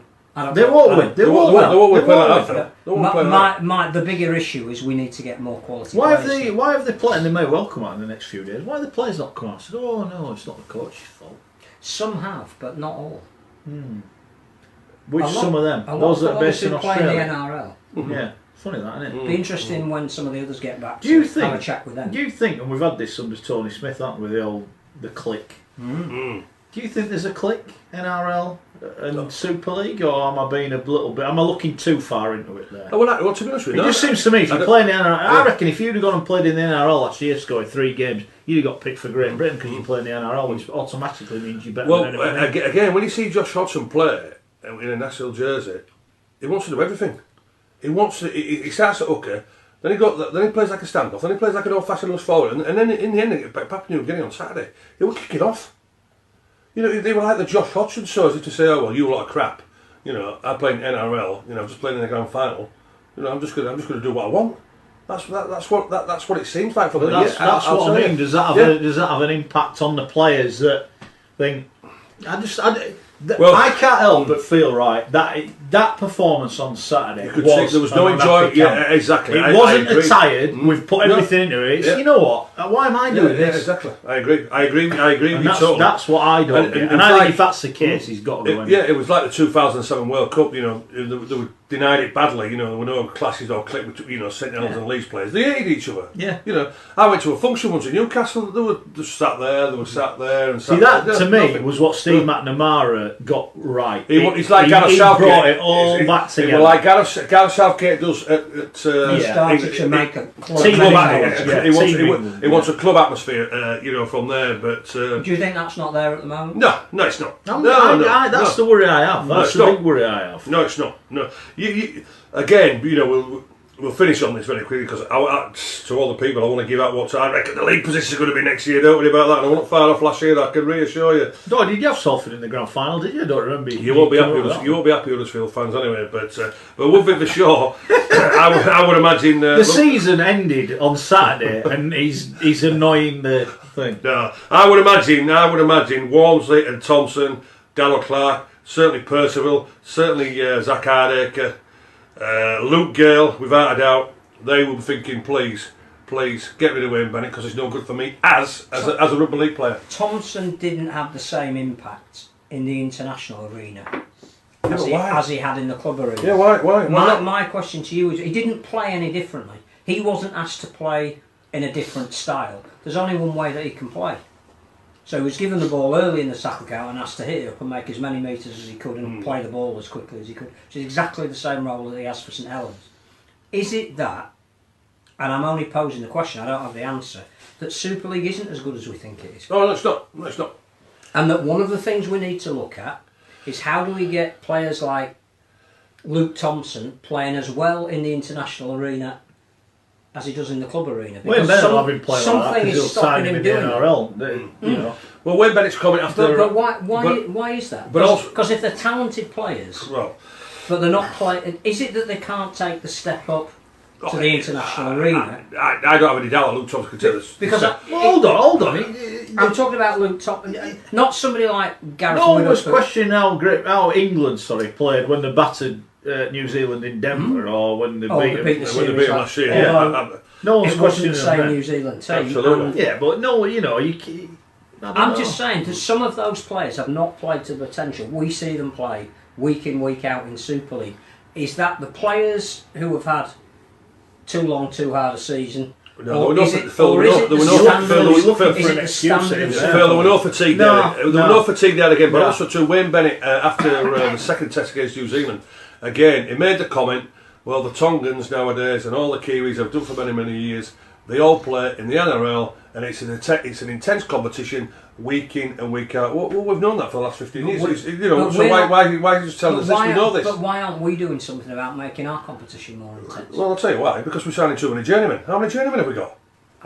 And no disrespect, we know what Sonny Bill Williams has done for all the publicity we've had and what have you. But Sonny's 34. Sonny's 34. Has he got plenty to offer? Time will tell. He was on the bench for the New Zealanders in the Rugby Union. But the fact of the matter is for Sonny Bill Williams is he's playing with journeymen. He's playing with players who are nowhere near the quality of what he's been used to. So Sonny Bill, when he's going into tackles, when he's looking to give these lovely passes behind man, when he's looking to give these one-handers reverse passes, are these players going to be on the same wavelength? You know, that's a big dilemma. I mean, for Sonny Bill, sensational throughout the world what he's done, i.e. for publicity and giving us what he's given, but he's going to find it so tough because he's playing with journeymen. And that's what we've got. We've got too many. As I said to you earlier, Phil, about 45 minutes ago, we're talking about pathways. You know, how many of them who played against the Australian schoolboy? Because they're all 19 years of age now, you know. You know, when I was 19, I played 10 times for Great Britain. I just think... You know, so Edwards was there, Crooks was there, Lydon was there, Gregory was there, Hanley was there. Plenty more. Divorcing this sort of thing. Root and branch. Correct. Examination of where we are as a sport. We need it quickly because in 2 years' time there's a television contract up for renewal which is going to pay everybody. Yeah. But we need somebody who is capable of sitting down and saying, it's not just 2 years' time, where do we want to be in 5 years? Where are we going to be in 10 years? How have we got to the situation where it's now 1970 since we won a Test series? So I get all of the vitriol that's going on at the moment. That's one of the worst set of results a national team has had. But this isn't new. It's got to be more than who the coaches and who the players are because it's been going on for too long. Yeah, there's a dinner at Headingley on Saturday lunchtime where the Lions Association are commemorating the last victory on home soil that won a series. It's 60 years ago. It's 1959. Tell you what, back in 1990 we had the video ref, we wouldn't ask you that man. I know, but all of these issues are worthy of debate in their own right, but underlying everything is the lack of success we have had at international level for 50 years. When is somebody going to have the cojones to do something about it? But now it's a bigger problem for us at international game because the clubs don't want it. The clubs are not interested. And the clubs are now governing themselves, which makes it harder to bring any degree. Ian Lenigan will be spitting feathers because he's out for 5 months, Gildan. They're spitting feathers. You know, and if all of a sudden we do have an international window on the 21st of June... Who are we on about playing? We could play Tonga. That would be an attract. We could play Fiji. The fact is that here or going over there?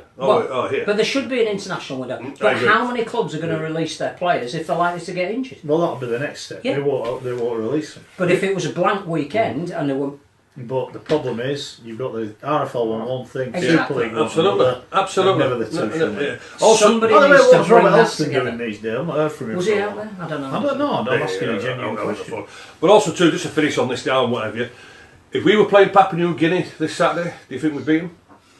In PNG? With the squad that we had out? If it were 2 Test series like it was against you, do you think we would beat PNG on Saturday? I don't know. Because again, big point what you made, Mark, and I agree with it totally. They're not enjoying themselves. No, not enjoying themselves. They are. PNG would have beaten us again this week, wouldn't they? Well, we'll never know. We won't. But you wouldn't have backed England. If we was predicting a score, I bet we'd all gone PNG, wouldn't we? Don't know if he played some of his fringe players who've gone over there and not got a game. Well, hold on, fringe. Ash Alice travelled. You know. Well, Drake Chilwell's had a nice 5 weeks. He were giving it the big licks in France. Was asking all of a sudden, "Yeah, I'm going to be a British Lion. I'm going to make my Great Britain Test debut." Hold on. That week was great experience. Right. Anyway, conclusion is Benny out. Right then. What do you reckon about the league position? Hold on. This is a tricky one given you're on, so you better behave here. But we should really mention the women's game. They got beat by. I'll go for a cup of tea then. Yeah. No, you won't. I've got to be honest. I haven't watched it, so I've got it on the old Sky box. 5 o'clock to watch. Did you? Yep. Lost late on. What happened? I thought the first test they were very good, and I think that may have lulled them into a little sense of false security. They played more as individuals in the second test rather than a team. It's like, we've scored, we know we can do this, we know we can beat the opposition. But there wasn't a real unity about the team. It's like, oh, well, you take the ball and we'll follow you kind of thing. I think the great thing about the PNG women, which matched a bit of what we saw in the PNG men and certainly what we saw in the Tongan men, is that they can play at a higher intensity for longer. So whereas... but that's not because they're playing the NRL. So here is the thing, because them women aren't playing in the NRL. No. Our women playing Super League. Where do these go? You know. But the Orchids stayed at it till they won it in the 79th minute. Yeah. And that's the first time that you thought, well, they're still in a game with 10 minutes to go. Now that's again more training together, more elite, training together, playing on their home ground, passionate crowd behind. There were a lot of reasons why they stepped up, and actually, as results go, that was a fantastic result for Women's Rugby League. You know, Australia and New Zealand are going that way. England are sort of coming up behind them because we've just started to see the benefits of a Super League. To have nations like PNG coming on the coattails and being able to match it in their own land, I don't know if they could replicate that result over here in November. Probably not. But they've got a couple of players who can clearly play. Their captain was magnificent. Prop Elsie Albert just absolutely smashed any England player who came anywhere near her, went off, came back on, and her coming back on was the spark for them to win it late on. But England in the second test didn't play like England did in the first test. Okay. Well, a steep learning curve for them as well. You know. But in terms of, you know, they've been paid to play in the nines, they've been on a cultural tour to PNG, which women have never been on. But as an experience, drawing a series, they'll come back the better for that, clearly. I'm sure they will. The men, I'm not sure you can say the same about. No. But the women, you know, they will, the social media I've seen of the women going to schools in PNG and all the interviews that they've done we've been absolutely blown away by all of this. We've never experienced anything before. That will stand them in great stead. I think that the Women's World Cup is shaping up again, like the men's one, that we've got maybe, you know, more teams than we thought that can make a contribution, and that's what you want. Just quickly, on the Men's World Cup, what of the USA? No. Should the USA have been in anywhere? Now, I know you're going to say at level of results they don't deserve to get in. I'm looking at the expansion of the game. I would have said, if we were committed to having the World Cup in 2025 in America and Canada, or a combination or a part of it, as we originally set out to do, you know, this is rugby league, isn't it? We have a strategic plan, and then we ditch it. Just because one guy doesn't have the finance and turned out to be not the guy he said he would be, we say, oh well, can't have it then. If the World Cup was going there and we've got 6 or 7 or 8 years to build up to that World Cup, then yes, you find a way of saying perhaps we have an extra qualifying position for the Americas and one less for the Pacific, but we don't do it that way.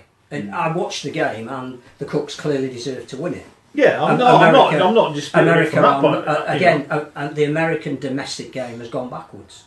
There aren't enough quality players playing in the American team at the moment that could win that game against a young and enthusiastic Cook side. They had a couple of players who were, you know, Alex Glenn, just come off a season with Brisbane. Who's, you know, he's far more experienced than anybody that could have been put. Right. So, what do you want? This question that we ask ourselves every week on here, and we have done for nearly 5 years, is what do we want the game to look like? If America and Canada is going to be important to the sport, and Sonny Bill has shown that it can be, and what the Wolfpack are doing, and maybe some work that's being done on the ground in places like California and Texas, somebody's got to bring all that together. Because I'm looking at teams in the Rugby Union World Cup, like Georgia and Russia, that used to get beat by 100 every time they played. They didn't this World Cup, did they?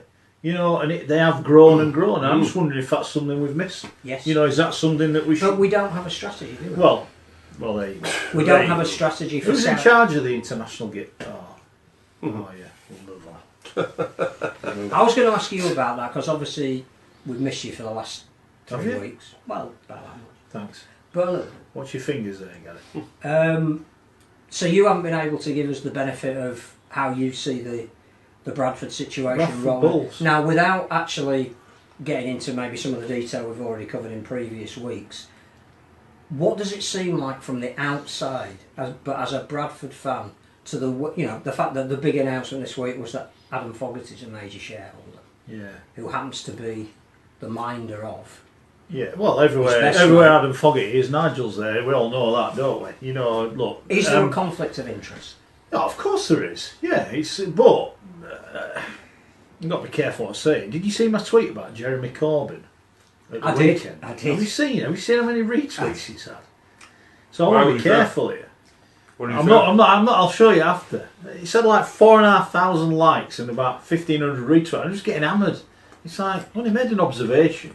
So I'm going to make an observation. It was to do with broadband, so you wouldn't have understood it anyway. Yeah. I don't know what reactions are about. Nobody about that. You didn't get as many as I did. I'm going to make an observation, right? have we all known for years Nigel was behind Bradford or had a hand in it? Yeah, I think we suspected that's the case. I think I'd probably gone on record and said that. You know, clearly there was things. I've been his guest many times at Bradford Bulls. You have, yeah, exactly. Many times. Why did Nigel have a box at Bradford? And the hospitality's always been spot on. Yeah, well, it will be. But seriously, that aside, Nigel was ousted at the RFL, right? And as I said at the time, right, Nigel, in my opinion, if it was deemed he'd done anything wrong or wasn't doing his job properly, should have been sacked. Not paid off, he should have been sacked, right? Now, the people that got rid of him, for whatever reason they got rid of him, they chose to pay him off. So Nigel's walked away. That to me... Why did they pay him off when they... that to me... I won't say it condones everything that's happened before, but it says, we're happy to let you go. So you go. So from my point of view, all these people are, what's he done, what's happened there, go back, he must have done this for that reason. Well, yeah, probably did, but you should have done something about it then. You've paid him off. You can't bring him back and say, we're going to sack you, want his money back. They've paid him off, so he's walked away. I was told 5 years ago that Nigel's plan, from someone that worked at AFL, Nigel's plan is to own the Bradford Bulls. That's what he wants to do when he retires, and that's exactly what's going to happen. He'll retire at the International Federation and he'll own the Bradford Bulls, right? Should he be allowed to own it now? Well, technically he doesn't, because all his mates have got shares in it. Some of the shareholders' names are quite interesting and makes you wonder why they would be given that position. That's by the by. But all these people clamouring, right? It's, in my opinion, from an RFL point of view, I'm not sure what they can do now. It's gone that far. And I almost think he's put his head above the parapet now. He's confirmed what everyone suspected to be true. Right? What are we going to do about it? It's almost like, well, here I am, hey, we're me all along. Well, what are you going to do about it? What can you do? You cannot do anything about it. You can have an investigation on two fronts, I think. One is the people who were chosen to run the club. Who did the choosing and why were those parties chosen? Well, that is something that I still think is worthy of investigation. Well, I'd agree with that, but that doesn't fall on Nigel, though, does it? That falls on the people after. It did for some of them. He was in charge when some of the decline started 7 years ago. He was in charge. Okay. But he's been exonerated because he ain't on a disciplinary or a poor performance. The decision of the purchase of Odsal, when you look at it from the perspective now that he's taken over the club, was that a decision that was made with vested interest? Well, I'll ask you this then, right? If you bought, how much did they pay for it? 1.2 mil, but in doing that, they got back a big chunk of what the Bulls owed him. I think they paid $750,000, top of my head. 72 grand a year rent. 10 years, you've got 720 grand back, and you still own the ground. So for me, I don't necessarily think it's a bad bit of business. What is bad bit of business is whichever tit allowed Chalmers to set that club without signing that lease. That is bad business, and that is someone that to me should be getting sacked. Because now, as opposed to getting 72 grand a year in rent, they're paying out 200 grand a year in debt. They're not 270 grand. It's their clubs are now having to find them, and they haven't got any money. Yeah. So I think there is worthy of investigation. But Nigel's got away with that much. Allegedly. I don't think this is a witch hunt of Nigel. I just think now is the time to be saying enough is enough. There needs to be an investigation as to how we have got to this point, and have there been previous bids that were better than the ones that were accepted? What are you going to do if there were? All right, so yes, there were then. Right, there's a guy there who's got 10 million. He was going to buy it. What are you going to do about it? Well, I think there may be people who are employed within the governing body who would have to accept responsibility for that. Well, what do you want? Do you want them sacked? Well, I think that may well be a course of action. Well, what is that going to improve the game? Or I don't know. I'm asking you now because it's almost to me like Nigel's going, "Hey, I'm here with me all along, lads. What are you going to do?" And it's like, what are you going to do? What is it for the benefit of the game? Or are you saying that the people who are in charge hold on, are you saying the people who are in charge now are not competent? Is that what you're saying? Well, I think what it needs is a degree of transparency. And what we've got at the moment... There's people at the RFL looking that up now. Is another group of people who are taking over the running of a club that clearly have a vested interest.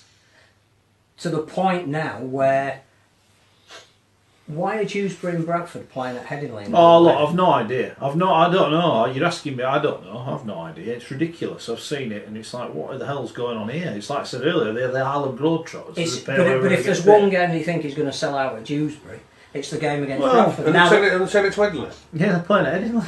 It's part of a double header with the Leeds game. It's like, I mean, are they doing it in the hope that loads of people from Bradford will want to go watch the team play at Headingley? Well, and stay on and watch Leeds, I don't think. So. No, other side, they benefit from that then. I'm just saying there are decisions being made that seem to involve. I'll go back, and you said, how does it look from the outside? Look, yes, that's it all. It looks to me like. I can't say Nigel's got away with it because legally no one's proved that anything's happened that he's done wrong. So has anybody looked? It's never been challenged, has it? Again, it's that word challenge. I think people have looked, but whether they've got to the bottom of it. But you asked me now, and I say former Bradford fan because I stopped supporting Bradford when they went bust, and all these charlatans come in and you tell people what's happening and they don't want to know and you get abused for it by, and I'm going to say this now, by accounts that are made up on social media. And people like that, which is disgusting. That's what's happened. When you tell the truth, people have a go at you for telling the truth. It's not on. But as a Bradford fan, do I think Nigel Wood can turn the club around? I'm going to say yeah, I do. I actually think the bottom has now been hit. Right, so applying your theory to Kevin Sinfield having two jobs, if Nigel is now a shareholder in Bradford. Well, he's not, is he? I don't think. Well, he's not though, is he? He's not though, is he? If his daughter isn't his well, wife, that's irrelevant. But if he has, that's like if Mandy Kuka should have bought Bradford. But if he's come up, he's put his head over the parapet and said, "I have an involvement in this club. I'm interested." I think his words were he's got an interest in it doing well, not a financial judge. Should he still be the chief executive of the International Federation? No, I don't think he will be. No, but he's legally his name's not on the thing, is it? Adam Foggett is the man in charge. Yeah, it's like the old everyone wanted Mandy Kukas to buy Bradford. You don't think so Marwan wouldn't have had all to do with it. Don't do me a favour. Yeah? You can't look, he's got it, you can't do anything about it. Do we all think he'll have a say in what's happening? Of course he will. He's putting his money or his family's money in. He's going to have a say in it. But legally, if his name's not on the thing, not to do with him, is it? You can't do about it. You can't. And this is why I don't get all the. I got all the uproar before, and part of me was leading. You know, I mean, we were the ones on Radio Yorkshire who brought the news that Mark Green was going to put the club in administration. I've had people threatening me about. You know, I've had all that. And we've told everyone what had happened. We've voiced our concern. No one ever listens. No one's ever watched. So why now? What? Someone's got to draw a line under this, right? Well, one of the issues is they're not in Bradford. Well, of course it is. How is that? Of course. Well, again, but that comes down to whichever idiot the RFL did not make Chalmers sign that thing. And if he just said, "I'm not signing," so I'll tell you what, mate, you're not having the club. And then we find out, well, why is he? And as I've said all along, and I've been consistent on this, why would you come half the way around the world to lose 10 grand a week? And it's more than 10 grand a week. So why would you do it? Those are the questions I get that need asking. But those are not going to be asked to Nigel Wood. They're going to be asked to Ralph Rimmer. Because I remember when we went to that media briefing, and Nigel couldn't have been any clearer. We were in there, right, lads, turn your microphone. We're going to have a chat now. Bradford's Ralph's baby. This is Ralph. It's sit on me, Ralph. Here, you sit here, Ralph. You answer these questions about Bradford. That's what it were like. But he couldn't have made it any more obvious. It's not to do with me. Oh no, this is Ralph. That's Ralph. Ralph will tell you. Ralph said this. That's what it was. That's what it was like. Do the RFL? I know they do about. It's a silly question about the fit and proper purpose situation, because I know Keith, the guy who took over there and what have you, know what I mean? It partly goes back to Omar Khan was backed up. His referee basically was a local councillor, Jerry Sutcliffe, MP, who'd been the Minister of Sport. Yeah, exactly. Here's my mate. I've never heard from him since Jerry Sutcliffe. Yeah, he soon disappeared. Typical politician there. So look, there's a lot of mistakes being made. I still think there is a need for serious questions to be asked. Whether that should be an official independent inquiry, again, I'm not sure how far down the line that goes. But I think it goes back to the fact that there are some people in very senior positions currently, I'll ask you a question. Right? currently It within relates the to governing this. body It relates to the England. that need to be It relates to investigated. Great Britain. It relates to the way the competition's run. Are the RFL fit for purpose? Yes or no? And I think an inquiry would, with the right people, would get the answer to your question. Yeah. And that all of this is part of that debate. And I think we've mentioned it over the last couple of weeks that I was slightly disappointed in Simon Johnson's initial reaction, which was there's nothing to see here. Well, you mentioned that word transparency. When he got the job, his statement First thing he says said. transparent. Yeah. Bull. Absolute The bull. one way to make it transparent Mark, is to look at all of this. Using words, we will try and be more transparent. Try, mate. Try, mate. All this. But all I of tried not this- to eat all them biscuits, but I didn't do right well. All of this falls under the banner of where are we going? Well, And there you go. if then. we knew where we were going, who do we want to lead us to where we're going? But again, But but then- it's like this again. What it is a job for the boys. It's a job for the boys. That's what it is. You're talking about fit for purpose. No, we're not fit for purpose. It's a job for the boys. Well, we go back. We got invited to the. Sorry to bore the listeners, but we are privy to stuff, and we get told stuff, and we go to meetings and what blah blah blah. We got invited to that Dubai. Ralph, I'm going to have all these media briefings when I get the job. Well, how do we know you're going to get the job? It was like a party political thing. All the people that were there, it was like a political rally. All the people that were there, all his colleagues at the RFL backslapping him. He got that job. What happened? So you going about that then? So all right then, make it clear who got interviewed. How did they interview? Ask the people who were interviewed. Would you mind us going public? Did they even get interviewed? I don't think they did they? So again, he's just mentioned it. Jobs for the boys, and is that to ensure that anything that has happened before? Correct. There is Correct. a skeleton stays in the cupboard. Of course it is. What is anyone going to act? Again, it's that word. Is anybody going to challenge anybody? No, they're not. All of this Because they're all in it together. They're all falls under the same scheming. thing. They're all scheming together. That's what it is. I think the fixtures are out now for Championship and League One. Yes. What do we think about? There's only one Easter fixture now in the Super League. There's only one Easter fixture in League One. There's still the two in the Championship where the players are part time, and Yeah. if there is a welfare issue, which is what we were told was the reason why we were dropping one of the fixtures in Super League, how can it be right for the Championship to play two fixtures? And if they only played one, there is now a window on Easter Monday when Super League isn't being played to have a real focus on the Championship. Have we missed an opportunity there? Because some of the teams are now playing on the following Wednesday. Yeah. Featherstone are flying to Toulouse on a Wednesday. Yeah. Very nice city to lose. Have we missed something there? Again, why is there 14 teams in the Championship? I'm not sure about that. I'm not sure Was that to keep Bradford up? I don't know. There's that much crap going on there. I can't remember. But there are 14 teams, so they play too many games anyway, which is a problem for me straight away. Are they on special measures yet, Bradford? Have they come out of it? Yeah. So that's straight away an issue for me. But again, the issue is, and this is where the split I don't think has been properly thought through, is that Super League and the RFL are two different entities fighting for two different things, really, even though their goal should be the same. But can you claim the welfare card in general? No. If- Well, I'll tell you what. if part-time players are being Where's asked the to play players? twice Where's a- the players' union in this? Why are they not stepping in? Why are they not saying we're going to go on strike? If we want one game, or we're going on strike? Players union. Well, exactly. We've now exactly. got a separate golden point now in the Championship. Now, whether it's a good idea or a bad idea, can we as a sport afford to have a different version of golden point? Yeah, and again, this comes to a point I was going to make, is that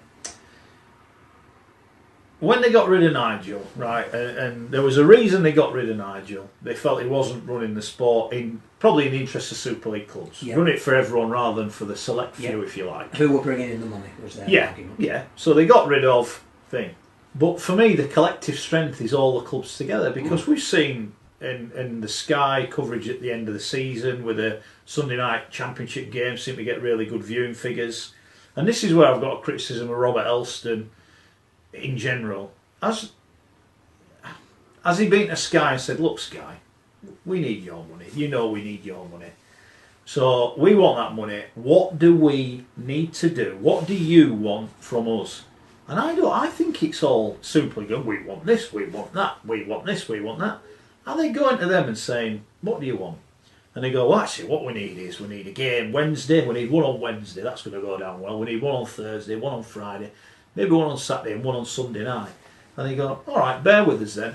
And you go back and you say to the Championship clubs, right, lads, what it is, we need games on this. So what we'll do is if you play these games, we'll give you some of the money. How does that sound? And that's what they should be doing. Well, you say Wednesday night might be a Women's Super League game. Yeah, but whatever. that's administered by the RFL. Well, Thursday will be a Super League game. We'll take care of that. Yeah. Saturday afternoon we'll have Castellan. Oh, we don't have a television deal for Castellan anymore. Well, how do we get a television deal? So at the very least we can get the pictures. Yeah. And Sunday will be a Championship game. Yeah, exactly. But have they had that you conversation? can't do that. And they won't do that. You can't. And we go back. We made the point earlier. We compared it to the darts. Barry Hearn looks at the TV schedule and goes, "No, there's no football." Right, lads, we're having a competition here. This guy's going to give us 100 grand. 100 grand to win. Are you in? Yeah, we'll all turn up. Oh, it's on telly for a week. Great. That's what we should be doing. We should be highlighting bits in the calendar in Sky. Since Sky, when have you got? Oh, we've got murder this week. Look, right, International football. we're going to have a week. I remember the Championship did it, and it did like something in football, and it was like 10 in 10. There's going to be a Championship game on every day for 10 days. Why are we not doing things like that? And so look, bite the bullet. You want the money, and this is where it bugs me with people. Oh, I hate Thursday night games. Bad for fans. Right, well, don't take the money then. Go play part-time in a Championship. Don't take your Super League money. You're quite welcome. You can play Sunday afternoon every week, no problem. 3:30 if you want, if you treat yourselves. Sky pay the money, you've got to dance to their tune. And I think as Super League, we need to be saying to them, what do you want? What do we need to do? And look, it might have happened. I don't think it has. And that's where I think they need to get sorted out. And I think they all need to come together. Well, this is and then if they come together, then you might get rid of some of the deadwood for people that, with the best will in the world, they're not worthy of their jobs. And this as well goes back to Golden Point. Yeah, because to me, again, you either bring in Golden Point, and it's the same Golden. So you have a game on Thursday, and you go, oh, it's Super League, it's Golden Point. Oh, the winner gets everything, and then there's a game on Sunday, and you go, oh, different rules. What do you mean? It's the same sport. How can we have different rules? Bring in Golden Point for the Championship if you think it's worked in Super League, but don't bring in a different Golden Point. Exactly. I agree with that. Laughable, isn't it? Laughable. It is. It's like, it's another gimmick. I love that word, but it's a gimmick. But the RFL are doing it because Super League haven't done it. It's like, we can do this. Try and get one over on them or make it more exciting. So we can. You can hear our video ref because they won't put theirs. I know. Just get together. When I saw it this morning, League Express, I thought, what's this? And it's actually the word we use there, mate, a gimmick. It is. Absolute gimmick. What's the point? You get a point if you don't draw, then also then you're going to play an extra 10 minutes. Well, it's a joke.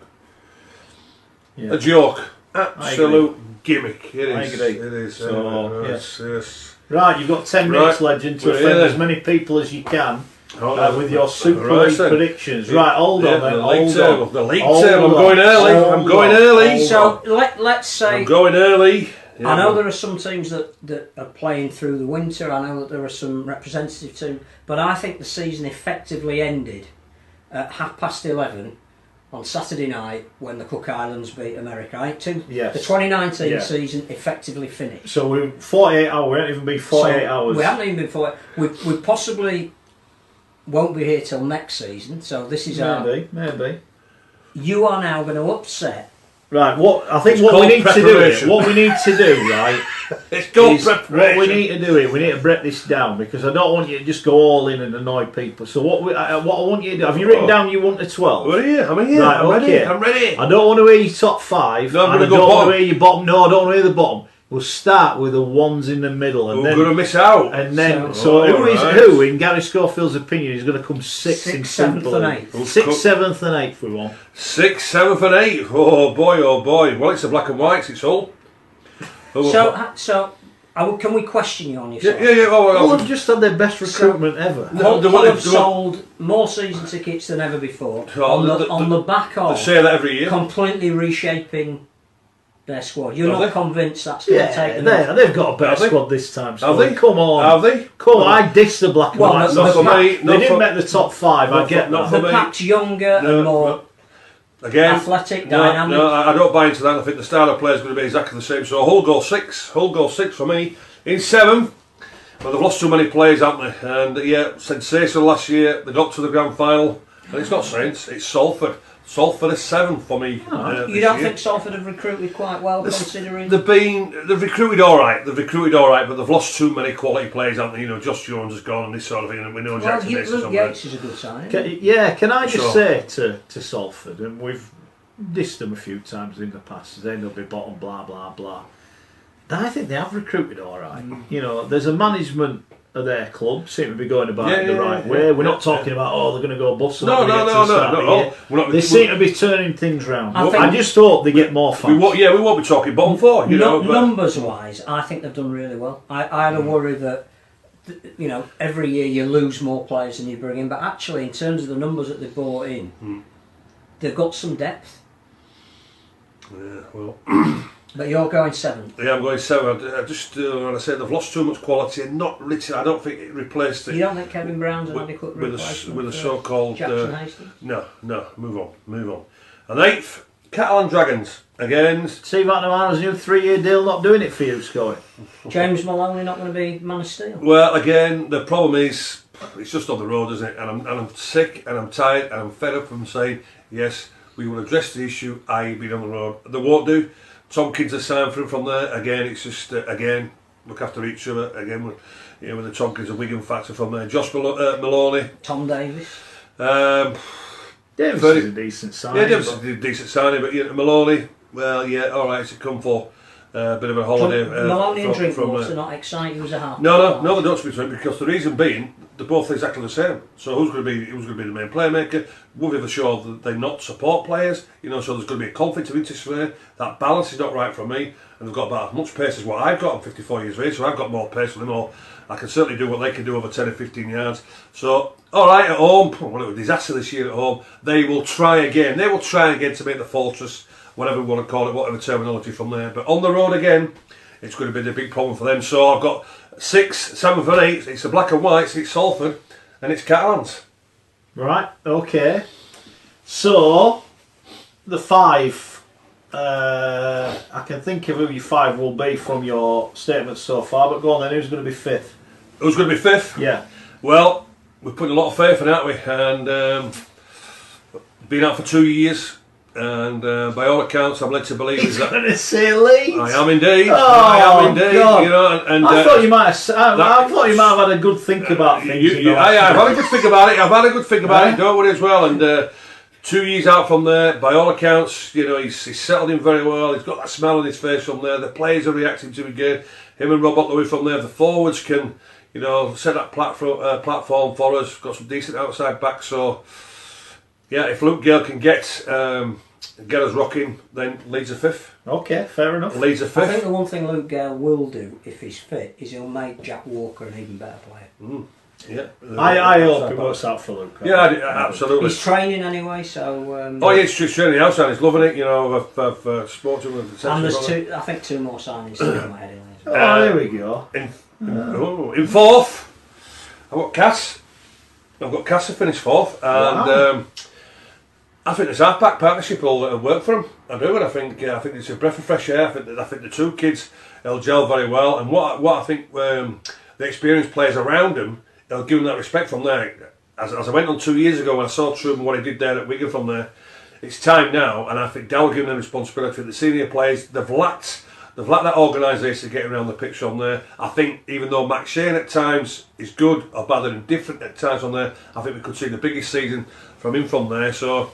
I think with the half-back combination with Richardson and Truman, I think it could be a big. You know that curry that you never bought. You did offer to buy it, but you never actually bought it. I even brought it, but you said I'll go mass banquet, right? That Cass don't make the 5.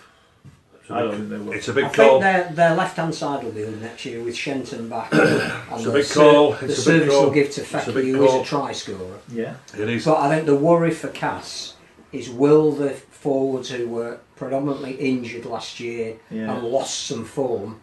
Too many big players didn't perform well enough this year. I know they had a lot of injuries. Well, listen, you lads are going to get the opportunity to do your 12 anyway. So in 3rd, It's Warrington, We're but not daft, are we? No, we'll let you do it. but I've got Warrington in third from there, and I was thinking, well, yeah, is Widdop going to get him where they want to get? But after seeing this test series, I'm going. No, where are you playing Widdop? Well, he'll play 6, won't he? He'll play 6, and they'll play Austin at 7. They'll make sure that Widdop will get. Hold on. Is Austin not playing on the wing? Well, 7's out of position. He's not playing on the wing. You're playing Austin. They're going to play Josh Charlie at standoff. They'll play Austin as a stand-up, but they'll put number 6 on Widdop. Don't worry about that. But Austin will play wider. So you won't play Widdop at full-back and... It's too slow. I told you, I'm quicker than what he is. Ratchford loose. I'm quicker. No. You bonkers. Well, no more bonkers than Austin being. What have you been on since I've been away? But anyway, no. So yeah, I'm going Warrington because just a bit more quality. The teams underneath them. Second. Declan Patton, where's he going to start the season? He might as well be sat with me, Declan Patton, because that's how much use he's going to be for Warrington, to be honest with you. And second, I'm going Wigan. Jackson Hastings, he's going to be the big set. But there's going to be loads of pressure on him because the expectation, what he's produced from there. But I would imagine Adrian will allow himself being a half-back. He's going to let him express himself. Something, as we know, hasn't happened over the last 4 or 5 weeks, even though his coach Ian Watson was out there on the tour. So he'll make a big, massive difference, I would say, Jackson Hastings, where we know it's a poor start for Wigan last year. We all know the situation behind the closed doors. Once that got sorted out, we saw what happened. O'Loughlin himself has decided it ain't going to be a lap of honour. He wants to go out the big start. If Lockers can stay fit for a bit longer throughout the season, then yes, they will be certainly knocking on the door. George Burgess. From a point of view, Burgess, well, he'll be an impact player maybe, this sort of thing. I'm not convinced. I'm just trying to work out money for him. I'm just trying to work out who are you going top. I'm not convinced. I'm not convinced. Is it LKR or St Helens that you've got for top? Well, it was either LKR, Huddersfield or Saints, to be honest with you. But anyway, and I say, we know there's only one team that's going to finish top, St Helens. They're not going to get any worse. I'm hearing the noises from the coach. It's like anything else. It's like the old bicycle chain. It's not broken, doesn't need fixing. He's not going to change much. He'll bring his own philosophies a little bit from a point of view. They've not changed their personnel. They're going to promote a couple of young players. Correct, absolutely. So they're going to be there. They will be again consistent. They'll look to be the best side again. So yeah, say they're going to finish top and they're going to finish many points from everybody else. Right, bottom 4, 9th. The bottom 4. I'm going 9th. I'm going Wakefield. Ooh. I'm going Wakefield 9th. He's not here. I just He's throwing his pen. I'm just laptop. Wakefield. I can't get excited with them. I can't. Really? I just can't get excited They made some with decent Wakefield signings. and I'm Tom not, Johnson back. I'm not convinced. No. I just can't get excited again. It's that lack of consistency with Wakefield. That's a problem. What I have with them, and they seem to. If they do get a bit of a roll, then they just seem to fall in love with themselves at times, don't they? I want them to hit a strap where they can go 6, 7, 8, 9, 10 games on the bounce. Like last year. They seem to be absolutely delighted when they won the last 2 games out of 12. It's that consistency for me, and I don't get excited. They've got more cover than they had last year. I don't get excited with Wakefield, so they're 9th. 10th, yes, as I mentioned earlier, he'll make a big impact off the field as he has done worldwide from there, but he's playing with too many journeymen for me, and will they be on the same level as Sonny Bill? He'll find it. One thing what he will find, he'll find it very, very frustrating by playing with the quality of players. What he hasn't been used to internationally from there. No, not for me. So Toronto, I'm going Toronto because they've a little bit more quality, i.e. with Sonny Bill being. They haven't finished recruiting yet either. Well, we'll see.